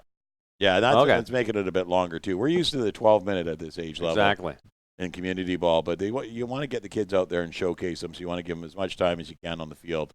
And so they're running 15-minute quarters here. And I think that's going to make it Alberta lead. They're going to be a 2-point lead now, aren't they? Nice. Yeah. So it's been a tight game. I mean, BC jumped out to that 13-point lead. Alberta came back and scored 2, made it 14-13. BC scored, Alberta scored, BC scored, and Alberta scored again. So a lot of back and forth in this game, and it's been really good. It has. Because, we discussed this. You really don't care who wins. You just want to see a good game, right? We want to see these kids showcase themselves. We want to see them put it out there on the field and play the best football they can play. And in a tight game, that's how it happens. And when it's a blowout, it's just like, you sort of stop watching, right? And, you got a high score here right at the half. You're sitting at, 28, 26. And that's a pretty high score at that rate at the half. This is Rams Chiefs, man. Yeah. But the defenses have been playing well. I mean, it doesn't sound like it with that score, but they have been playing really good. And it's been just a couple of big plays on both sides that have put the points on the board. Besides that, it's been a bit of a battle in the trenches. Well, you can lose a football game in 6 plays. You can win 200 downs and then lose 6 and then lose by those 30 points, right? Yeah, exactly. Or 36 points, pardon me. So it's sort of that's been the case on both sides. Both defenses have been playing great. They've got their sacks. They've stopped them in the backfield. They've had some interceptions. They've knocked down passes the whole 9 yards. Yeah. But then, boom, they just get that daylight, and they're in the end zone. And here's the kickoff. Not bad. Nicely fielded by BC, pardon me. Cuts to the outside, changes hands with the ball, and walks right into a defender. But Matt Macri, that's what you're supposed to do. Just run forward. Yeah. And that's number 7, Liam Sampson of the Meadow Ridge Knights on that kickoff return. Liam went off earlier, and he's still kind of hobbling here, but he does a good job of running there. And I just don't think he had enough push-off on that right leg to make that last move. So here he goes. He fields the ball. He comes around to the outside, and he does a little I see. Deke there at number 2, Seth Horwood. But I don't think he had enough in that right leg there to kick him off and get him around the defender. All right. First and 10, BC at about the 43-yard line. And of course, we have the sawdust pile just off to the side outside between the RVs. Yeah, it's probably getting pretty wet out there. Nice. Stinky sawdust. Okay. We're going under center? Under center. Here comes the snap. There's the handoff. Tries to fight his way up the middle. Nope, still on its feet. Push back. Look at the defense showing up. Number 54. Number 54, Wesley Bromley of Adrie Storm there. Pretty happy with himself. He hit Yapo Conte in the hole and just kept driving him backwards. A little frustrating for Yapo there at the end, but what do we got here? They're going to march off. It looks like it's a penalty. It could be offside on. Yeah, we got a flag there. Now we had our Blake Hebert was our quarterback to start the game, the first half, and I'm wondering if they're going to switch quarterbacks in the second half to showcase everybody here. Well, Hebert had a great first half. he did, but I don't see him out there right now. He usually stands a head taller than everybody else, so they might have gotten the backup quarterback in. Or he's over getting instructions. Bit of a tough angle for us. BBNSports.com. Team Amy Matt Macri. Live from Kelowna, British Columbia. The ABC Border Bowl. All Canadian Gridiron. Yep. So it's going to be against the BC team, and it's going back 10 yards. Okay. That's going to be a 2nd and 20. Here we go. Oh, look how they're setting up. There's the pitch, number 26 for Alberta, or BC, pardon me. Looking for some room. We need some blocking. And all of a sudden, the blocking's not showing up for BC, and the defense is showing up for Alberta. Yeah. And you definitely see it there. Number 26, Colby Johnson, tries to get to the outside. He had Yapo Conte out there, but Yapo had 3 people he had to block. He got on one of them, and the other 2 stepped up and wrapped up Colby and took him down in a hurry. And he's just not getting the blocking he needs. And our quarterback is number 15, Zake Golab, out of the Meadow Ridge Knights at 5'2", 102 pounds. And it's just not as quick on the handoff. Like they need to speed things up in the backfield a little bit. Yeah, definitely. But he's probably grade 6, I suppose grade 7, so he's a little bit shorter, a little bit younger. Look how they're setting up here in the backfield. What's that formation called? Do you have any idea? No. There's a handoff, and that's a live ball. And it looks like Alberta has recovered. Yeah, Alberta's going to get that ball. And number 20 there, Jaden Sharma, he gets the pitch to him, but it wasn't a very clean pitch, and he wasn't able to hold on to it. And the ball hits the turf, and next thing you know, Alberta's got the ball, and it's going the other direction. Here we go. Here's the pitch, and it was a high pitch. Oh, great job by number 54. 54 there. 54. Wesley Bromley was able to knock that ball loose because the pitch was high and outside. So he grabbed it, he's bringing it back down, and Bromley gets the arm across and just smacks it out of his hand. And now Alberta's got a huge chance here because they're down around the 25-yard line to get a bigger lead. Oh, excellent job. Whoa. And that's out of nowhere. Big 79 Dawson Hendrix comes blasting in there. And it looked like it was one of those plays where they were going to keep the ball or do the Wildcat and take off running. And Hendricks was right in there and knocks him down. The Wildcat. Is that what that's called? Well, when the quarterback steps out of the way and goes directly to the running back, it's called the Wildcat. Ooh. Not a direct snap. No. Okay. What's a direct snap then? It is a direct snap, but they give it a nickname. Oh. You're the nickname guy. It's cooler. I name players, not plays. Okay. All right, Alberta ball. Oh, cuts to the outside. Oh, still on his feet. Number 10 cuts. Oh. Holy mackerel. There's your boy. Holy smokes, what a hit. And he's getting up, number 80, pardon me. And that's Lucas Autier from the Junior Coyotes. He gets out here, gets bumped back, and it's number 37 bumps him back there and just about takes him down. He's able to run away. But then he comes around the corner, and Dawson's waiting for him and just wraps him up. I mean, and it was, it's one of those collisions you just don't love seeing because both guys were standing straight up. Helmets were face to face. Well, he had his neck back, so he sort of did the safe contact. Yeah. Direct snap, number 5. There you go. Cuts to the outside. He's got some wheels, and that looks like he could have gotten enough for a first down there. Yeah, that's given Kambata there that was able to get the ball up the field. A great big pickup for the Alberta team. I'm wondering if we're going to limit the passing in the second half. The first half was an hour and a half long, and we have several games we got to play today.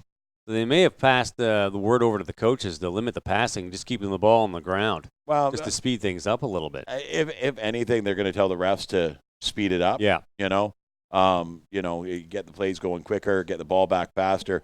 Not tell the coaches what plays to call. Right. You know what I mean? Fair enough. Yeah. You're going to go in there with your game plan as a coach, and you're going to play your game plan no matter what anybody says anyway. So I get we've had a lot of flags in this game so far, which has slowed things down. And then the big passing plays that have missed, you got to run and get the ball, bring it back, set the ball, and then it gets whistled in. And a lot of timeouts, too. Like, there were several timeouts in that first half. The illegal block there, it's going to move the ball back and give it a repeat third down. All right. That ball, instead of being up around the 20-yard line, is going to be way back around around the 46? Holy smokes. Yeah, about the 46-yard line. Third down and probably about 25 yards. Going to be a big cover. A lot of real estate to make up. Drops back, looks at the pass, got a short one. He's got his man. Fight. Oh, nice bit of job there. That was Yapo Conte for BC. Hauling down big number 33 for Alberta. Kind of a clash of the Titans. Mason Herzog here throws a block on Dawson Hendrix coming in and give his quarterback time. But then gets the ball dropped down to him, and he just can't get away from Yapo. Yapo wraps him up right away, and he's fighting. They ran about 5 yards sideways, but he couldn't get out of his grasp. 2 big, strong kids. So Alberta's going to punt here and put the ball way down in BC's end, and make BC have to work the field to go to get anywhere here. So it's what about the 20-yard line? So how do they set it? 35 yards. So if you say punt, you go 35 yards. Oh, okay. And that's 30. That's more than 35 yards, so isn't it? No, from where they were, that's 35 yards at the moment. Okay. Yeah. All right. So they're at the 20-yard line now. All right. Need to speed things up a tiny bit. There we go.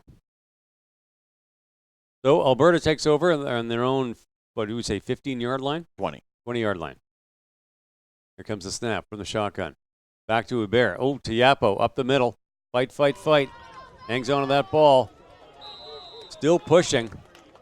Nicely done. Well, Yapo there, he got such fight in him. He had 6 guys on him, and not small guys either. And he's still moving bodies forward. Strong kid. The O-line did a great job initially up the middle. He gets through that first gap. Then they close in on him, and he just keeps pushing with those big, strong legs. Yeah, the O-line did a great job opening a hole there. And I see Blakey Bears back under center or in the shotgun here and taking the snaps. There's the snap. There's the handoff. Back to Yapo. Cuts to the outside. He's looking for some blocking. He's looking for some room. We got defense in hot pursuit. Cuts to the outside. Pushed out of bounds. I'm sure he picked up a few yards on that play. Oh, yeah, it's going to be at least picked up a first down there. And a great job to get to the outside. Really good job on the blockers, though. They stuck their blocks long enough for him to get up to the outside and out around the edge there.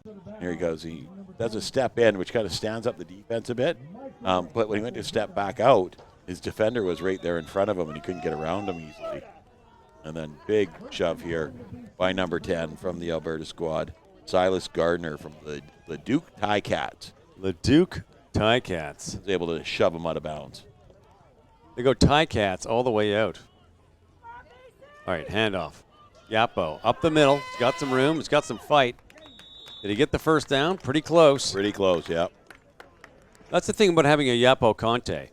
You get the ball to him, and he makes stuff happen. Like, he's so strong, he can split a defense and carry 3 or 4 guys for at least 2, maybe 3 yards. Yeah. To get what you need just to get that first down or close enough. And then he's got that second and third gear. When you get him in the open field, he's just gone.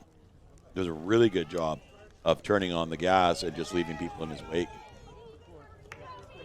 All right, from the shotgun. Pro set. Drops back, looking to pass. Does he find a man? There's a short one. Does he get? And that should be a first down, Matt Macri. I think that is a first down. Couldn't see a receiver, number 26 for Colby Johnson. Colby Johnson for the old Kamloops Broncos. Scats out of the backfield, makes the catch, gets through the defenders and dives forward. Great job of picking up another yard there at the very end and diving forward, keeping his head down. Smart play.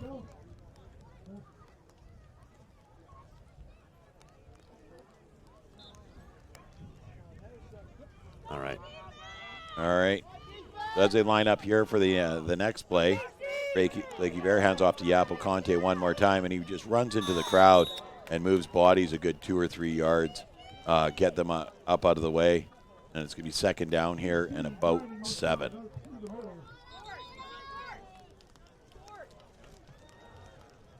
Are we getting a timeout? Oh, no, looks like we got an injured player on the field here as the trainer comes out for the Alberta squad to take a look at their guy. Everybody's taking a knee. Take it a second. I didn't see what happened there. To hurt them. So, yeah. So we're sitting there. It's going to be second and about 7 for the BC squad, who just relied on Yapo Conte in this drive here and just had him march up the field. Maybe they had the pass to Colby and whatnot here, but he's handed off to Yapo. There he goes, takes off up the middle, and he's driving forward, and the whole crew of the Alberta team has to be there to take him down. And you got to give him to the ankles, but it's tough when his feet are moving that fast. Oh, he's that big and strong in the legs too. It looks like they're on the 51-yard line, second part of being about 7. BC ball, an Alberta lead. It's quite the football game. A lot of back and forth. A lot of back and forth. I mean, BC came out of the half with a 5-point lead, and then opening kickoff there was a touchdown, and since then they haven't been able to. Neither team's been able to go very far. So there's the snap. There's the handoff. Cuts to the outside. Needs some blocking. Oh, hauled down behind the original line of scrimmage, and that's a loss. And BC or Alberta's defense is really impressing me here. Yeah. They were a little bit slow to get going. They needed to find their legs, and they found them. And they really know how to swarm and get that pass rush and just get right into that backfield. And look at that. Well, it looks like here, and even 54 looks up, you like, crap. He went to grab across his body as he ran by and ended up hooking the face mask. But there was no call in the play. And Colby Johnson, number 26, gets up, and he's looking like, wait, grab my face mask. But nobody. Come on. Yeah, I didn't see it there. That happened really quick. I didn't see it on the original, but on the replay I could see it. There's the snap. Dropping back. He's got a pass. He has a man and hit the ground just before completion. That was 3rd and 12. So I think you're going to see a kick here, or pseudo punt. Yeah. Yeah, he just tipped that ball. Yeah, just tipped it, and the receiver is like, Heck. He goes, I caught it, but it was after it bounced off the ground, bud. So it looks like the third quarter here is moving a lot faster. I mean, we're down to about 6.5 minutes left. We have a 28-26 score, but Alberta scored that touchdown. Yep. So there should be another 6 points on the board. Nope, that's it. Alberta was at 21. Oh, no, they were 2 points ahead coming out of the half. No, they were 5 points behind coming out of the half. 26-21. You're right. Yes. Can we record that so I can play that for my girlfriend later? You're hilarious. Yeah, I don't get that said to me too often. But yeah, no, they were 26-21 at the half. And here's the elbow. Trips up in the backfield. Number 11. Blew a tire. Oh, that's so frustrating. Yeah. And he had the gap too. Yeah, and it looks like he caught a foot on the defender as he was just getting past him, and tripped himself.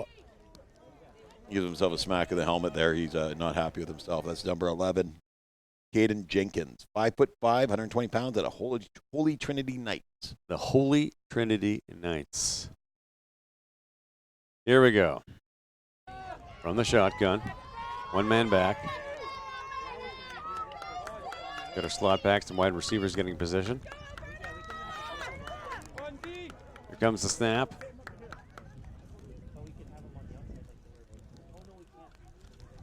All right, handoff. And sacked. Oh, right in the backfield. I bet you that's your big 74 kid. 79, Dawson Hendrix. There he comes is. flying in there.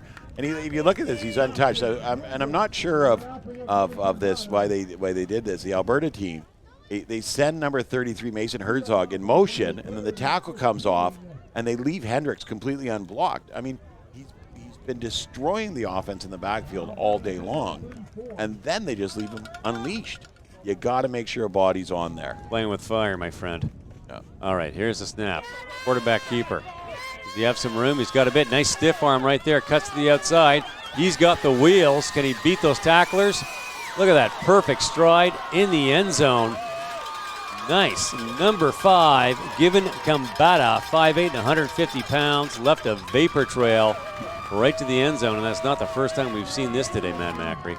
Well, and Given there, he stepped out of bounds earlier, and he thought he had a free and clear shot to the end zone, but he had stepped out of bounds. And now this time he made sure that he was nowhere near that white line. It was a Wildcat direct snap to Given, and he takes off, and it's just a foot race on the outside edge, and off he goes. It's one of those plays where BC knows what's going to happen. Yeah. Like they can see this is going down, but they get the good blocking. He's so fast, and you're just half a step behind him, and you just can't make up that ground.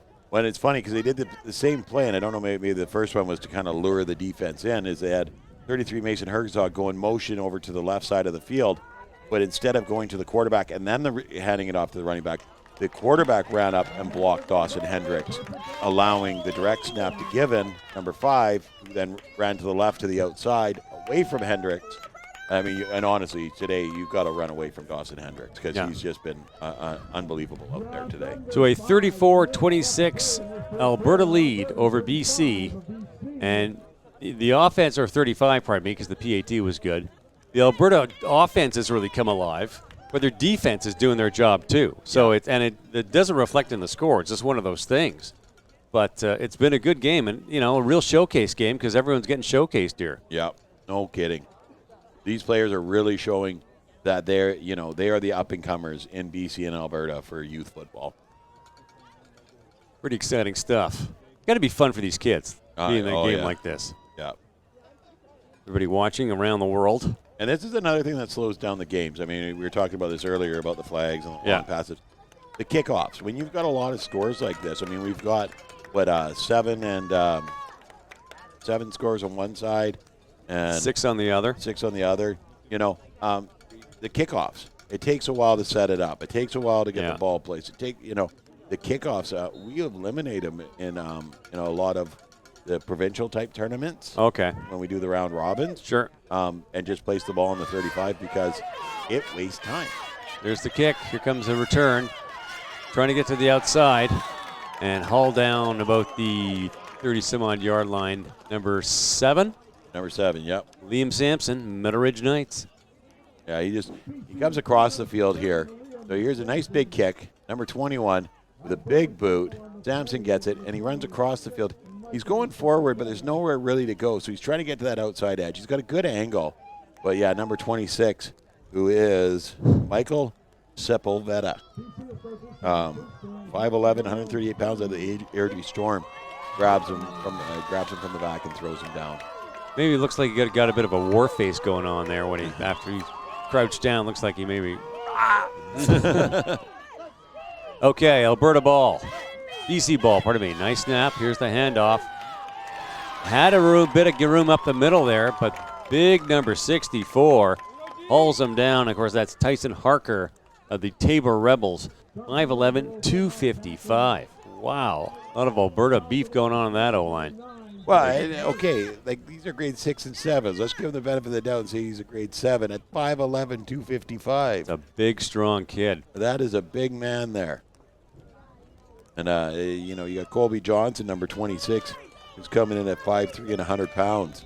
We're going head-to-head against him. Just reached out with an arm and hauled him down. Here we go from the shotgun. Back to Yapa Conte. He's running to the outside. He just needs some blocking. Didn't get it. And good tackling by the Alberta defense. It's number 54 and 57 that are in there on the tackle. Wesley Bromley and Ethan Stelmack, who have realized just how fast Yapo is. And you can't wait for Yapo to come to you. No. You've got to go get to him before he gets that head of steam. 18 inches of daylight, and he's gone. Yeah, and so they chase him down here. 56 does a good job pursuing him and keeping him from being able to turn it upfield. So he's running to the sideline, and that 56 was Chris Ole Howerlick, and he moved him outside so Bromley and Zelmack could whip in and take him down. There's the snap. He's dropping back. Ball is up. Does he have his man? Oh, fingertipper so close. Yeah. Great coverage by number 2. Well, and you watch the timing on this. Let's see if we can get this on the replay, because here he's pursuing the receiver, and here Blakey Bear throws the ball up, right? And as the ball comes down, there it hits the hands and he tackles him. Yeah, perfect timing. It looked closer in full speed there, but there you could see that it just kind of went off the far outside hand and hit the ground. But to me, it looked like he was about to catch it, then the defender hit him and knocked it loose in real time. But yeah, that was a great throw, almost there for number 11, Darius Hanna out of the South Delta Rams. And so they're going to punt. They're going to be a punt. Going to be a punt here. I had to say that 3 times, just so you know. Just, say it 3 times, you own it. Yep. And so they're going to march the ball 35 yards down the field, and Alberta's going to start with the ball just on their side of the center line, I think. My math is right. Your math is always right, Matt Macri. In my name. 3 of the letters are in your name. Wow. How could you be wrong? My full name, Math. You. I am Math. The GM sitting next to Einstein here. Yeah. Okay, so 1st and 10 about the, pardon me, Evans. 47 yard line, yeah. There's the snap. Big handoff. Number 19 cuts up the middle. Like that Wildcat direct snipe. Good fight. Gets all the way to the 55-yard line. That's very close to a first down. And that was number 19, I believe, at pivot. Cohen Wright, 5'5", 115 pounds from the old Calgary Wildcats. And here he goes. He fakes the handoff and then just takes off. And it kind of leaves everybody grasping at him and not really seeing. And before he's finally wrapped up way in the backfield, right at the center line there and taken down. Nicely done. A Wildcat play from the Wildcat. 2nd and about 3. There's the snap. There's the handoff. He just needs a bit of room and manages to fall forward on that, but didn't pick up any yardage. Absolutely nothing. Right back to the original line of scrimmage. Harrison Todd looking to convert on that inside carry. The BC defense did a superb job reading that play and then stuffed him right at the line of scrimmage. Yeah, and the BC defense has to get in here right now and make a stop and get that ball back. Yeah, they're only trailing by 9, but that's a huge 9 points with the way the defense has been playing today. Looks like he's dropping back to pass. No room. Oh, And they needed it. They got it. They got one more down now. Well, and this defense has really stepped up. And there's number 79, Dawson Hendrix, getting up. He was the first. He was on the bottom of the pile, right on top of the quarterback that got piled on there. Looks like he may have gotten hurt. Yeah, he's writhing on the ground, and you see both. Oh yeah. So they're setting him off right away. It looks like it might be something serious right away. Ooh. Yeah, we don't like to see this at all. His feet are moving, so that's the good news. Yeah. That's the first thing you look for. Are his extremities moving? But he may have gotten a bit of a stinger when he got tackled there. Yeah. Torqued the neck a bit or something like that. And you get you see the way that the BC trainers came flying in, and then the Alberta trainer went back to the bench. It looks like she's getting ice there. Yeah. Getting ice right away. And we've already got Paula Sharp, the commissioner, is on the phone already, so I don't know if maybe this might be an ambulance situation. Oof. You hate seeing that. Hate seeing that with these young men, especially he's having such a good game. In the meantime, SLI.do, event code #ABC2019. That's how you can vote as viewers. For you, the Viewer Choice Award will be presented immediately after this game. So let's give a couple minutes here. Let's see what kind of decisions are getting made. If they can get them off the field on their own safely, they'll certainly do that. Sometimes they have to call an ambulance, but it's more of a precautionary thing than anything else. Yeah. And I know we have like very good training staffs on both sides of the fence. Oh, yeah. I mean, we got Rob Bernath and Cindy Bowles, who are very well trained trainers. And then on the Alberta side, they always bring in some very qualified people as well. At these events, you've got top-notch people. Yeah, but you know, it's still with the young guys like this, you're always better safe than sorry, and they'll call an ambulance if they think anything's. Now, in the event they do call an ambulance, we'll sort of shut down our broadcast for a few minutes. There's only so much time we can fill. It's been a good game. A 35-26 Alberta lead over BC. BC broke out early with 2 quick touchdowns to go up 13 points. Alberta stormed back, took a 1-point 14-13 lead, and then it's been a bit of back and forth ever since. Looks like Shel Stangera there walking off. A rainy day here in Kelowna. And if any part of the world needs a bit of rain around this time of year, it's BC's interior. Yeah, no kidding, eh? It's more than just a little bit arid where they are. So what we can tell you is they're applying ice, looks around the face or neck. Broken arm, we're hearing that could have broken his arm. And that's not funny. That hurts. That hurt. That's bad news. Yeah. You know, it's a tough game, and you want to see tackles. You want to see kids, push themselves, persevering. But when they get kind of injuries like that, that's just like heartbreaking. Well, and we're both being parents. I mean, you never want to see a child hurt. You love watching them go out and play their hearts out on the field and all that. But it really stops when the child gets hurt. Now, let's be honest. So you're playing a contact sport. Yep. Right, and you broke an arm skateboarding, breaking arm baseball. There's so many ways you can do that. It's not saying football is dangerous, but it is a contact sport, and things like that are going to happen. I was 10 years old. I broke my leg skiing. Yeah, Binding didn't go. So. Oh, that hurts. That hurt. That hurts a lot. I ripped the thing off. My foot just snapped back. It was one of my tibia or fibula, whatever. Yeah. One of those cracked, and so I was in crutches. I was in crutches, man, Macri. A cast in crutches.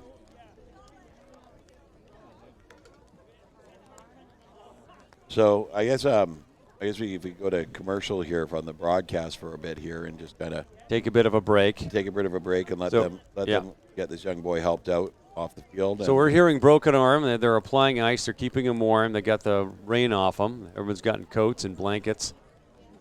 $1:27 to go in the third. 35-26 Alberta lead.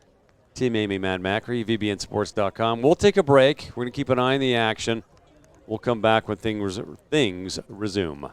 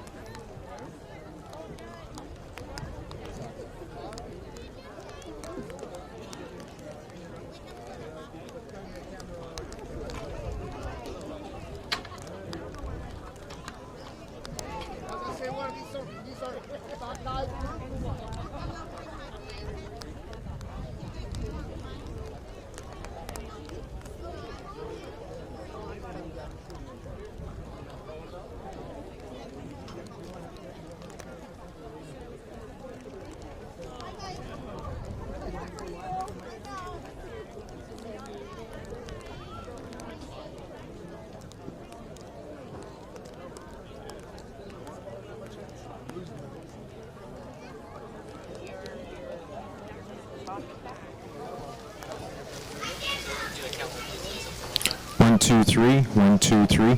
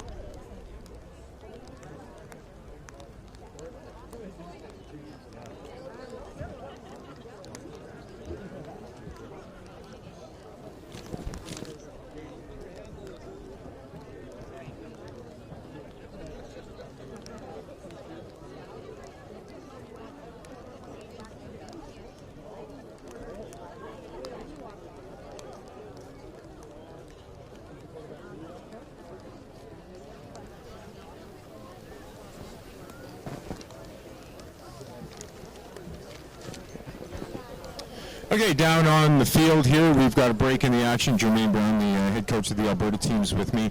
Jermaine, what can you tell me about the young player that's been hurt at this point? Well, that's Cohen, right? He's a quarterback from the Wildcat football team. Outstanding football player. He played fullback for them in their run to the provincial championship Tier 1 in Alberta. And just an excellent kid, excellent attitude, and just a freak injury. It went down wrong on the hand, broke the arm. So we're hoping for the best. The ambulance should be here shortly, and I think everything will be taken care of. We got great staff out here, and he's calm. His dad's out there, and I think everything will be fine. His brother's on our team, and they're gonna stay out here an extra day or so, and everybody will be taken care of well. Okay, yeah, we hope for the young guy's best, and that he can get back in uniform soon and get back out here. So let's talk about this game a little bit. 35-26 right now. Yeah. You guys got down a couple of touchdowns early, and they came close. They got within the 10 at one point, and then penalties took them back, or it could have been a 3-touchdown lead. But talk about the way your team has played. Phenomenal. So proud of the kids from Alberta. Again, it's one of the years where we were able to get a bunch of players from a bunch of different teams. And a lot of times we haven't been able to coordinate so much with the entire province, but this year everybody rallied together, all the coaches around the province, and we put together a really good team. The staff is phenomenal, and the one thing about us, I think we're really conditioned. I don't know if it's the Alberta beef or what it is, but we're really conditioned, and what ends up happening is I thought that in the end we would be able to take over in terms of our conditioning and basically our endurance throughout the game. Yeah. Well, and the guy's ability to come back. You got down a couple of touchdowns, came back to even things up, point lead, then got down by another couple of touchdowns, came back again. So it shows something about the guys and what they're able to accomplish out there. Absolutely. And it's a testament to the coaching staff. Yeah. Those kids are like great. We got along. We came out here. We're on Diaz camp, and we gelled in a weekend and an insertion of 2 days. It was a phenomenal, bonding session, team building that we did, and the kids just the unity that they have from the littlest guy on the team to the biggest guy. It's just great to see, and I think it's just the love that we have for each other, and it's a testament to the coaching staff. So yeah, tell me a little bit about this process. We go through this every year with the Border Bowl games, BC against Alberta. What team together? How many players did you look at? How many times have you had to practice to prepare for the game? Well, we do basically evaluations throughout the province of Alberta. We go to 6 different cities, and we try to take players from the rural areas as well as 2 major cities. And we end up making a team, and then we end up going to Lacombe, Alberta, and we do an insertion camp. That camp is a 2-a-day process, 2 days, 4 practices. And at that time, you've got to install quite complicated offenses and defensive schemes, right? Separating the men from the boys there. Yeah, it is. But with the intelligence of these young men, like a lot of these kids are straight A students, and it's just a pleasure to coach them, and just easy to insert things when the young men are good at school, they take their education seriously, and it's just a testament to this program, the ABC Border Bowl. So maybe talk about a couple of your players. We've got some time here now. Tell me about who you're happy with, who you're surprised with so far. Oh, geez, I'm happy with a lot of them. Our D-line's playing amazing, our linebackers. So Wesley Bromley, obviously you've seen Given Kambata, number 5, Damian Cherry, Ben, our quarterback, our DBs, you name it, Cyril, and, the other guy, Mason Herzog, Mr. Bumblebee helmet there, you see him, the big fullback, and he's made a couple plays for us that are just amazing today, so. Been a lot of offense so far, 35-26, and still a minute 27 to go in the third quarter. Yeah. Are you surprised that we've had that much offense? There's still been a lot of good defense as well, but you guys have been able to put points on the board. No. The reason why is that our offensive coordinator, Tyrell Roll and Nolan Roll, they're kind of a brother tandem. They're Air Storm coaches. They run similar concepts to what I run at the Bulldogs program. What it is it's we're running university schemes, so the stuff that you see with the Alabama, Clemson, we've gotten to a point where we're trying to implement what they do at the higher levels, and I think the kids can pick it up. I think we underestimate what kids can pick up nowadays, and I said again with these guys' commitment to their education, it's pretty easy to install that kind of stuff. So it's complicated stuff that we're running out there, but that's why you're seeing such dynamic plays. Excellent. And the fans are loving it. A lot of Alberta fans here. Tell me about, maybe to wrap it up and let you get back to your coaching staff, the experience of coming out here to Kelowna. Oh, geez, beautiful. You guys put on a show. So the kids love the University of Okanagan, UBC Okanagan. They love the dorm experience. We're singing songs last night. A lot of the wheel on the bus go round and round. Guys were making a lot of jokes, but the team building side of it, just the trip, the bus ride, we're singing all the way up, and it's a great experience overall. And to meet such excellent competitors like these guys here, I think again we came up because we felt we had a very, very strong team. We came up here and we felt that we were a little bit better than what we were, and you guys took it to us. So sometimes you underestimate your opponent, and I think we did that a little bit in the first half, but we dialed it in, and now we're able to bring things back together. So. Okay, thanks for coming over, chatting with us. Good luck rest of the way, and good luck to your young guys. Thanks, Jermaine. Jermaine Brown, head coach of the Alberta team. We've got a bit of a break in the action now, as he explained. One of his players went down to the turf hard, broke his arm, so we're waiting for the ambulance to come over. We're going to try to get over to the BC side in just a couple of minutes here. Dave Hicks, head coach of the BC team. We'll try to get over to him and maybe to Paula, the commissioner, as well, and find out a little bit more about how things sit with the game at this point.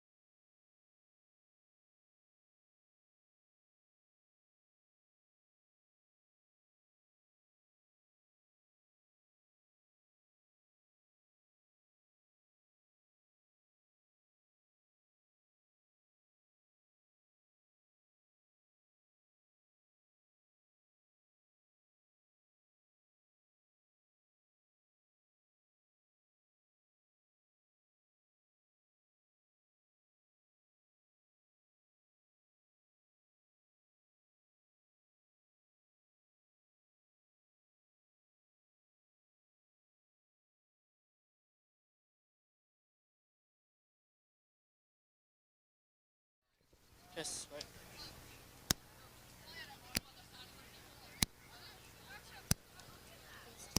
He's calibrated.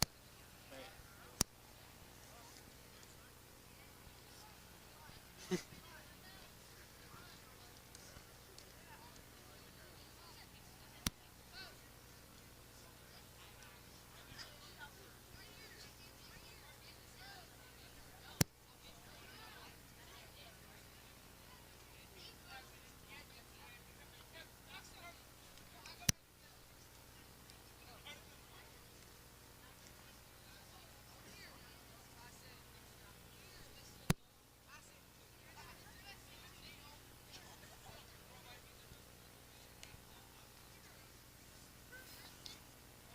I'm going to try to keep her down. Is it good?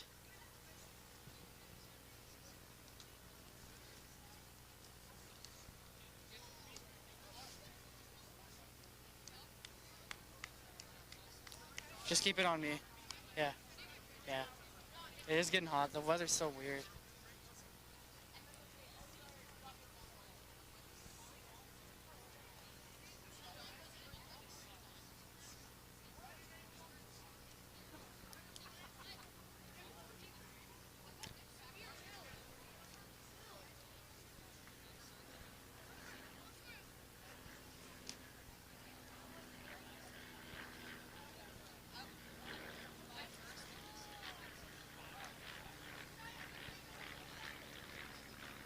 Yeah, sorry, we're still testing. Okay, who's testing Michael?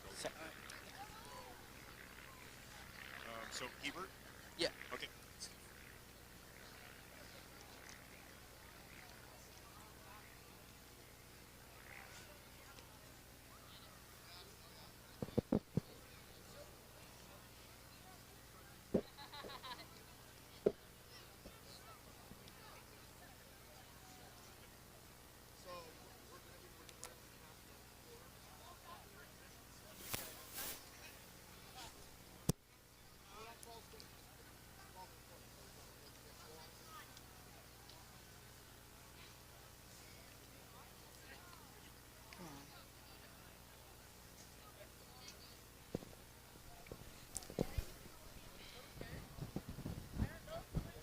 It might be a bit here. So, Okay. yeah. Okay, go back if you want. I'll give you a shot. Thanks. You good? I know, eh? I put this over top of my other jacket. I gotta take it off. Yeah, don't like the weather. Wait 5 minutes. If I go get my glasses on, it'll start raining. So. yeah. Bad omen.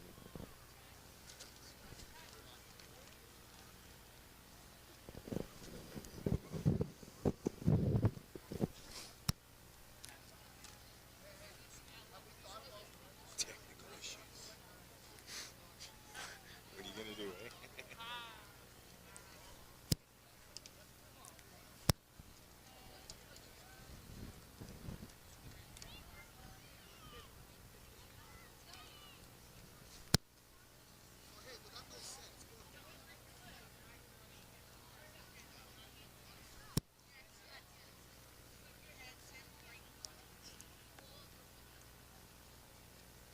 Set it.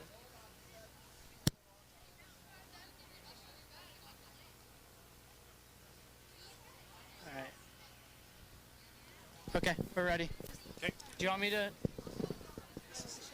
President of the BCCFA. Okay. Sure. Just get his thoughts on this event. Okay. I've got the player and coach lined up here. So let me do that. And it looks like Well, we're gonna he's have. right there. He's available anytime. Okay. You've interviewed him before. I'm not sure what's his name. Joe Gluska. Joe Gluska. Okay. He's been interviewed many times. Maybe not by you, but by he's the president of the BCCFA Football Association. Now watch this. Welcome to the Okanagan.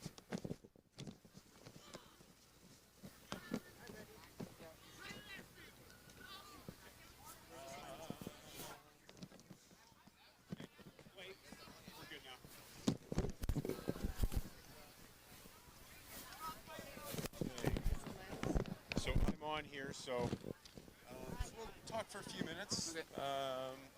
We got time here so we can talk about the game so far.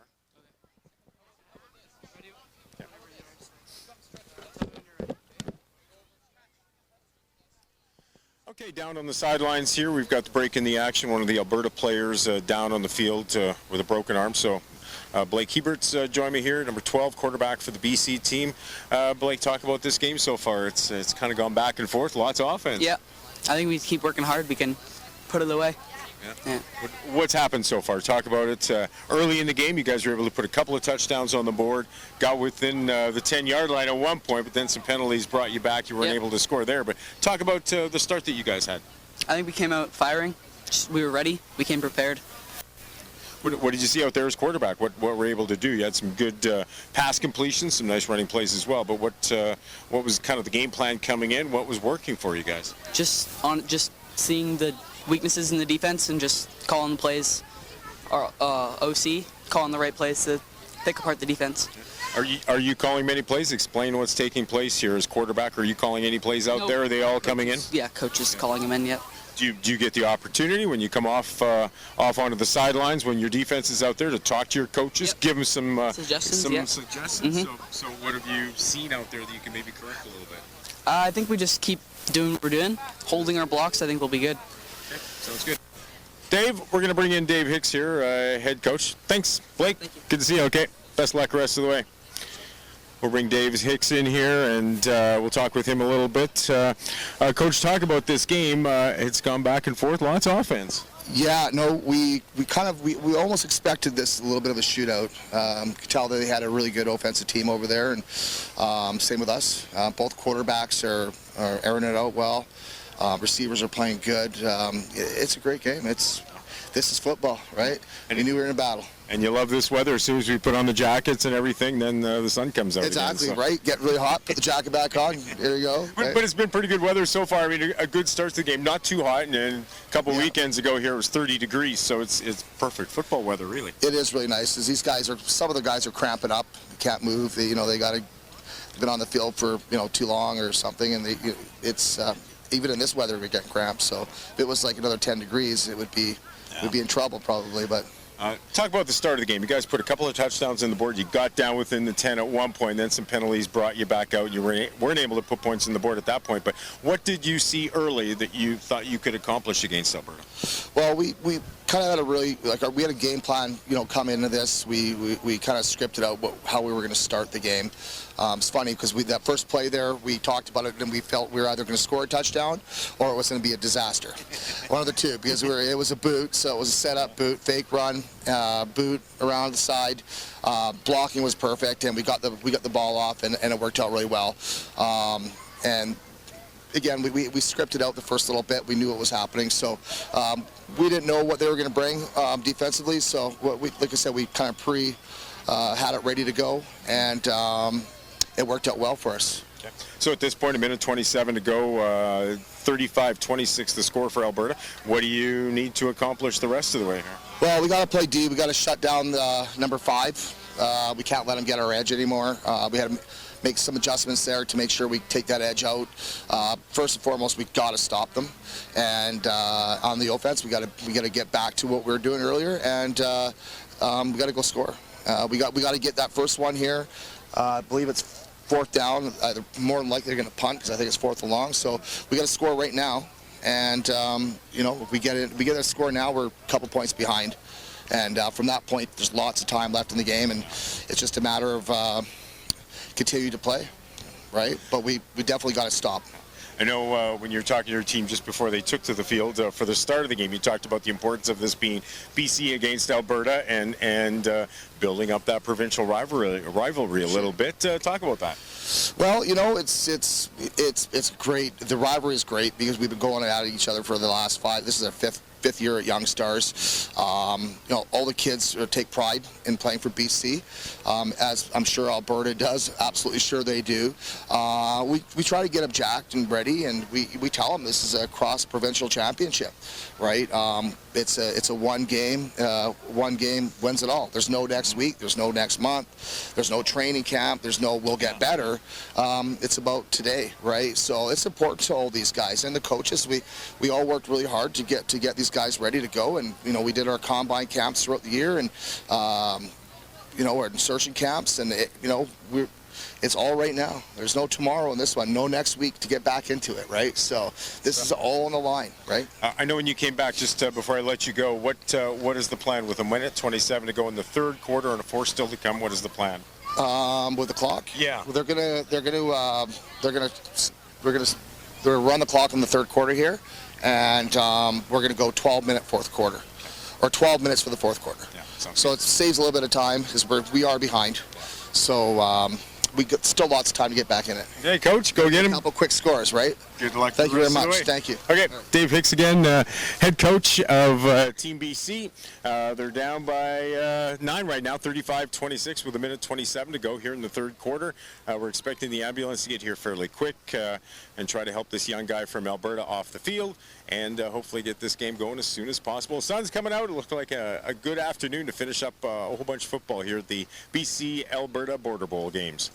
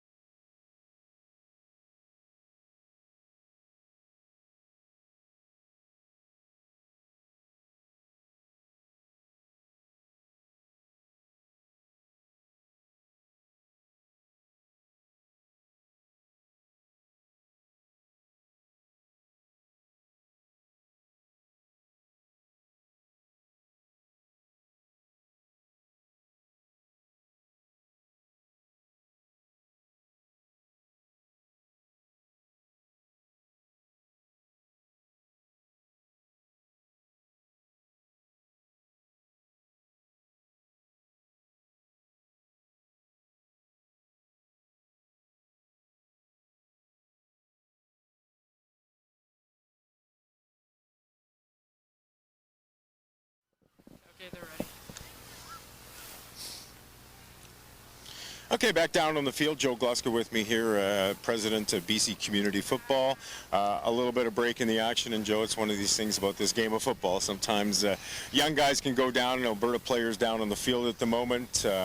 We believe he broke his arm, so we're waiting for the ambulance to get here, but it's kind of the nature of the beast in a little bit. It's a tough game out there, and sometimes these young kids just fall the wrong way. Yeah, I know, and sometimes, you know, people make more of it other than it is because, again, you know, we look at how many accidents happen on playgrounds with young kids, and everybody goes, oh, well, that's it. And, of course, this is football, and it's a contact game, and it was just one of those freak things where, you know, the young man ended up having his arm got caught between two kids, and it was just unfortunate, and hopefully everything will be okay, and he'll be up and playing in September. You got it. So let's focus on the positives. And when I look at that scoreboard, 35-26 Alberta. I know the score quite in the favor of BC at this point, but talk about the game because we've seen so many great offensive plays, defensive plays. and a whole bunch of fans in the stands that are quite happy with what they've seen so far. Well, in close games, it's always exciting, but this is, the evolution of football where you get young athletes that can come out and really show their athletic ability when you get close games like this. And it's back and forth, and, one kid will end up doing a great run, another kid will have a great pass, and pass and run. So what happens is the game has evolved to athleticism is a lot more predominant other than it used to be back when I played. It was just how tough are you? Let's smash mouth. Where now it's about athleticism and kids showing their ability and their talent, and that's why games like this are important, so kids can come out here from Alberta, from BC, and show their talent, and that everybody gets to experience that, and then they can watch it on, of course, the YouTube and the TV, and they're excited about that, and that generates more interest in our game. Where does the game sit right now? Talk about maybe where we sit in BC as far as minor football and young players playing. Are we seeing an increase in numbers? Where do things sit? Well, the fastest growing area is flag football for us, and every year we grow about 15 to 20%. And because we are, open in the sense that it doesn't matter what gender you are, you can come and play. It doesn't matter if you're on a mixed team, an all-girls team, all-boys team. We'll find places for you to play in age groups, and we have a lot of individuals that coaches and players that come from the schools. They like to participate because our U16 and our U19 teams go to the national championship, and that's become a big plum for them. So we're getting a lot of growth there and a lot of exposure in that thing, and now with kids being through it for excited to come up to that big event. It's on the 7th, 8th, and 9th of June up here in Kelowna. All these fields that are around us will be jam-packed with football. Last year we had just under 2,300 kids, and we had about 240 teams, and we had about 6,500 people total at the event, which is the largest single event in Western Canada, and it's just all football. It's not a multi-sport thing, so that's exciting about it, and we see that it's growing fast. And as a result of that, they go out and recruit more kids, and we see a real fleshing out of the tackle in British Columbia. Oh, I know it's been a blast. I've been here 3 or 4 years now to work the final day on the broadcast with VBN, and yeah, the amount of people that are here for it, and just giving all kids an opportunity. It seems to open it up. What I've liked about it is that everybody gets to be a quarterback, or everybody gets to be a receiver. You're not just a lineman never going to touch the football. You're going to get your hands on the ball in this game. And that's the exciting part about it, too, is that there's a lot of electricity around that. And the kids may never get to a championship. I mean, they can play all their entire career and never win. But at this event, they get to come out here, see what it's like to compete against all of the teams, get exposure to everybody throughout the province, and have an opportunity, again, to go to the national championship if they're successful. And just to let you know, the team from Kelowna, who the U16 team won gold last year in 2018, and they won gold the year before that, but it's 2 different groups of kids from Kelowna, so they go to the nationals and are excited. Our U19 team in 2017 won gold, and 2018 won silver, so we're really competitive at those levels because I believe we're doing what's right in the sense that we're sending our championship team. It's not an all-star team, it's the championship team. They go, and as a result, they represent us real well over the last several years. Let me maybe ask you to wrap it up. Looking ahead, what's new in the horizon for BC community football? Six-man football, a real look at it on the prairies. It's very strong, and there's lots of small and that are out there that could have 9 or 10. It's a small field. May be another area to rejuvenate because we've got 9-man football, flag.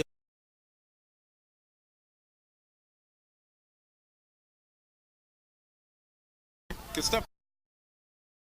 Enjoy the rest of the day. It's going to be a fun one. Oh, and the vortex is coming out, so the sun is here. The sun is here. Love it.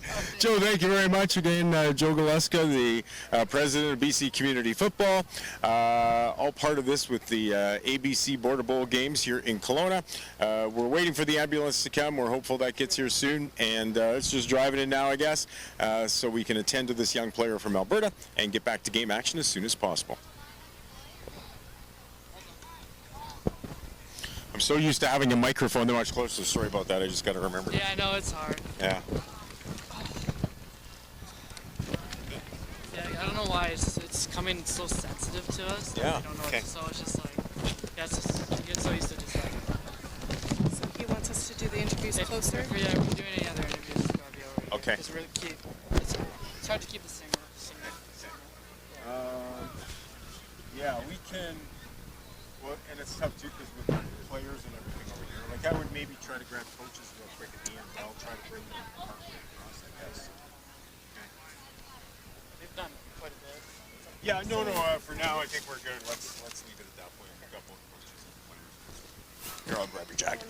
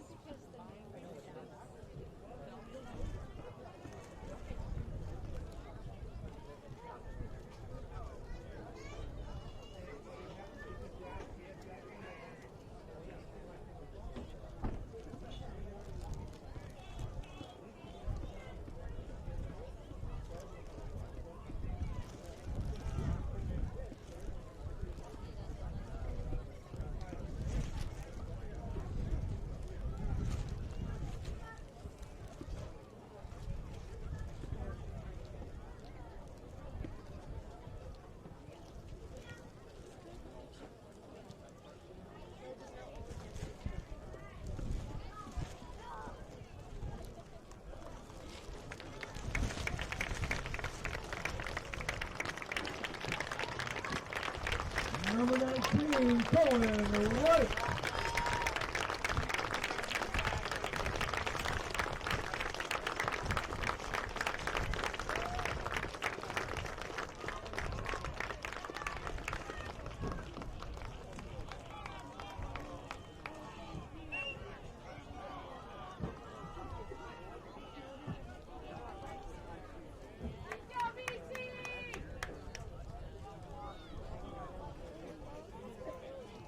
Okay, folks, we need everybody off the fence line from the front of the bleachers, please. And we're back, VBNSports.com. Tim Amy, Matt Macri, live from Kelowna, British Columbia, ABC Border Bowl. Well, our young player has now been safely taken off the field, and we're back at it. Third quarter action. Alberta ball. There's the snap. That's the outside, number 5, the big player. Look at him, bouncing off guy, still on his feet, fighting. Out of bounds, probably about the 54-yard line. A nice big run by number 5, Gibbon Kimbata. He's already had 2 scores today, I think. Easily, yeah. Yeah, he's had 2 scores today, and he gets another big run there. And I think it's going to be a turnover here. It looks like they're switching offenses and defenses here. So it's going to be a turnover, and BC's going to get the ball back. I was told that the fourth quarter is going to be run time because of the delay. Yeah. And they're behind. I mean, the other game was supposed to start at 12:30. Yeah. We're already 5-1 here. So the fourth quarter is going to go pretty quick here, folks. And, you know, I mean, there's going to be winners and losers in every game, but it's not about winning and losing here. It's about showcasing. Exactly. So if it affects the score one way or another, it's, you know, not the end of the world, because it's not like standings getting into the playoffs, getting a championship or something. So, oh, there's a snap. Looks like there's whistle on the play. Now, BC ball. So 24 seconds left to go in the third. The big challenge for the players right here. Are they calling another? They called a timeout? Mm-hmm. Are you kidding me? What the heck was the coach talking to the kids for like an hour and a half? A, it wasn't that long, and B, he probably saw something he didn't like, so he called the timeout. They weren't lined up or doing the play that he wanted. Well, the challenge for the players and the coaches and stuff is getting momentum back. Yeah. Because you had to stop while they helped the poor kid off the field, right? The broken arm. Yeah. And now you sort of have to get your head back into the game. And he calls a timeout. I mean, really? And it's cold, it's wet, it's, you know, and you're sitting on the bench and you're waiting. Yeah. Now you got to get heat back up again. I mean, I know you can see on either end zone that the coaches got him out there after the ambulance showed up and got him warming up. But it takes a few plays to get into game mode. So, yeah, they're just conferring. These are long timeouts. Yeah. Like, I don't know, man. These strike me as really long. They do seem longer than usual. Yeah. I mean, I appreciate the fact that you're with players that you don't normally coach or see. So you got to make sure everyone's on the same page, and it takes a little extra time. All right. You need a suggestion box. People can how to make things go a little quicker. They have one. It has no bottom and hangs over the garbage can. That's right. Okay, ball is up. There's a pass. BC. Oh, nice catch. Look at that. Kick, fight, and scratch, still on his feet. Finally hauled down. Looks like about the 25-yard line. Beautiful throw and catch there. Holy mackerel. I didn't quite see the numbers on the player. Was that Yapo? No, it's not Yapo, is it? No. I'm trying to catch a number there. I think it might be 3 again. Who had that beautiful one-handed catch earlier. Oh, my gosh. Yeah, that's you're him. right. Yeah, number 3. Number 3 is Meki Amareni from KMFA. Kamuffa. He's from an accounting firm. Kelowna Minor Football Association. What is Kelowna's team name? What do they call themselves? Well, the Kelowna Minor Football Association is all of Kelowna. They have multiple teams in Kelowna. Okay. Yeah. So it's not like the Giants, the Falcons, No. And then you got like the Green Junior Sun up there. Okay. Yeah. So and they've always had different names when I've seen them at the 9-man provincials. Okay. So that's fair enough. Yeah. So Kelowna football. Yeah. Leave it at that. Yeah, because I think they get multiple teams on each level. Okay. And then they name their own teams. So it's confusing. Yeah. Okay. Here we go. And now it is It switched ends. Okay, and it'll be run time. Pitch out to the outside. Nice bit of blocking there. That's in. Out of bounds. Not a bad little run there, Mr. Macri. Yep, really good run. They're hustling it up because they know it's run time. You see, there's a lot more hustle back to the ball. They're throwing it into the referee. Yeah. Getting it back quickly because, BC's trailing by 9 at this point, and it's going to be a run time quarter. So they want to make sure that they can, get a score here and hopefully get the ball back and maybe put another one on the board and pull ahead of Alberta. Now, Alberta's going to, definitely when they get the ball back, they're going to take up as much time as they can. And walking really slow. Yeah, wait till the ref starts doing the 10-second countdown, and on 2, snap the ball. All right, from the shotgun, Hebert at pivot. There's a snap. He's looking for a man. He wants to throw. Up the middle. Oh, it looks like he had one man in his sights, deflected by another. But he had receivers stacked there, and I don't know if the first receiver didn't think it was for him, and the second receiver didn't quite see it coming in fast there. But yeah, either way, it landed on the ground. Great throw, though. I mean, look at Hebert. He's just delivering that ball on a rope to his receivers. Kid's got a laser beam for an arm. Okay, that looks like Yapo to me. Outside the outside, on his feet. Kid just fights. Look at that. Just doesn't quit. Takes half the team to pull him down. He is so strong. Oh, we got an injured kid here. Number 30 for Alberta. Looks like he's in a bit of pain there. Damien Cherry. Yeah. The Calgary Wildcats at 5'7". No, he's waving him off. He's waving him off. He's fine. He's fine. Just a bit of an owie. No, now they're, when you're writhing on the ground like that, doesn't matter if you get up right away or not. Calling a trainer out to double check. Yeah. Safety first, kids. Safety first. Oh, yeah. That's a Pop-Tart. They're fabulous. Fabulous. How's that lifestyle change going for you right now? I brought cucumbers, oranges, and, hummus. Somebody else went out and got Pop-Tarts and brownies. Somebody else has got a bit of a sweet tooth and just can't say no. No matter what the circumstance. Yeah. Okay. Here goes BC, from the shotgun. Meadow Knight, Blake Hebert at pivot. Comes the snap, drops back. He's looking for the end zone. He's got a man. Does he get in? Bingo.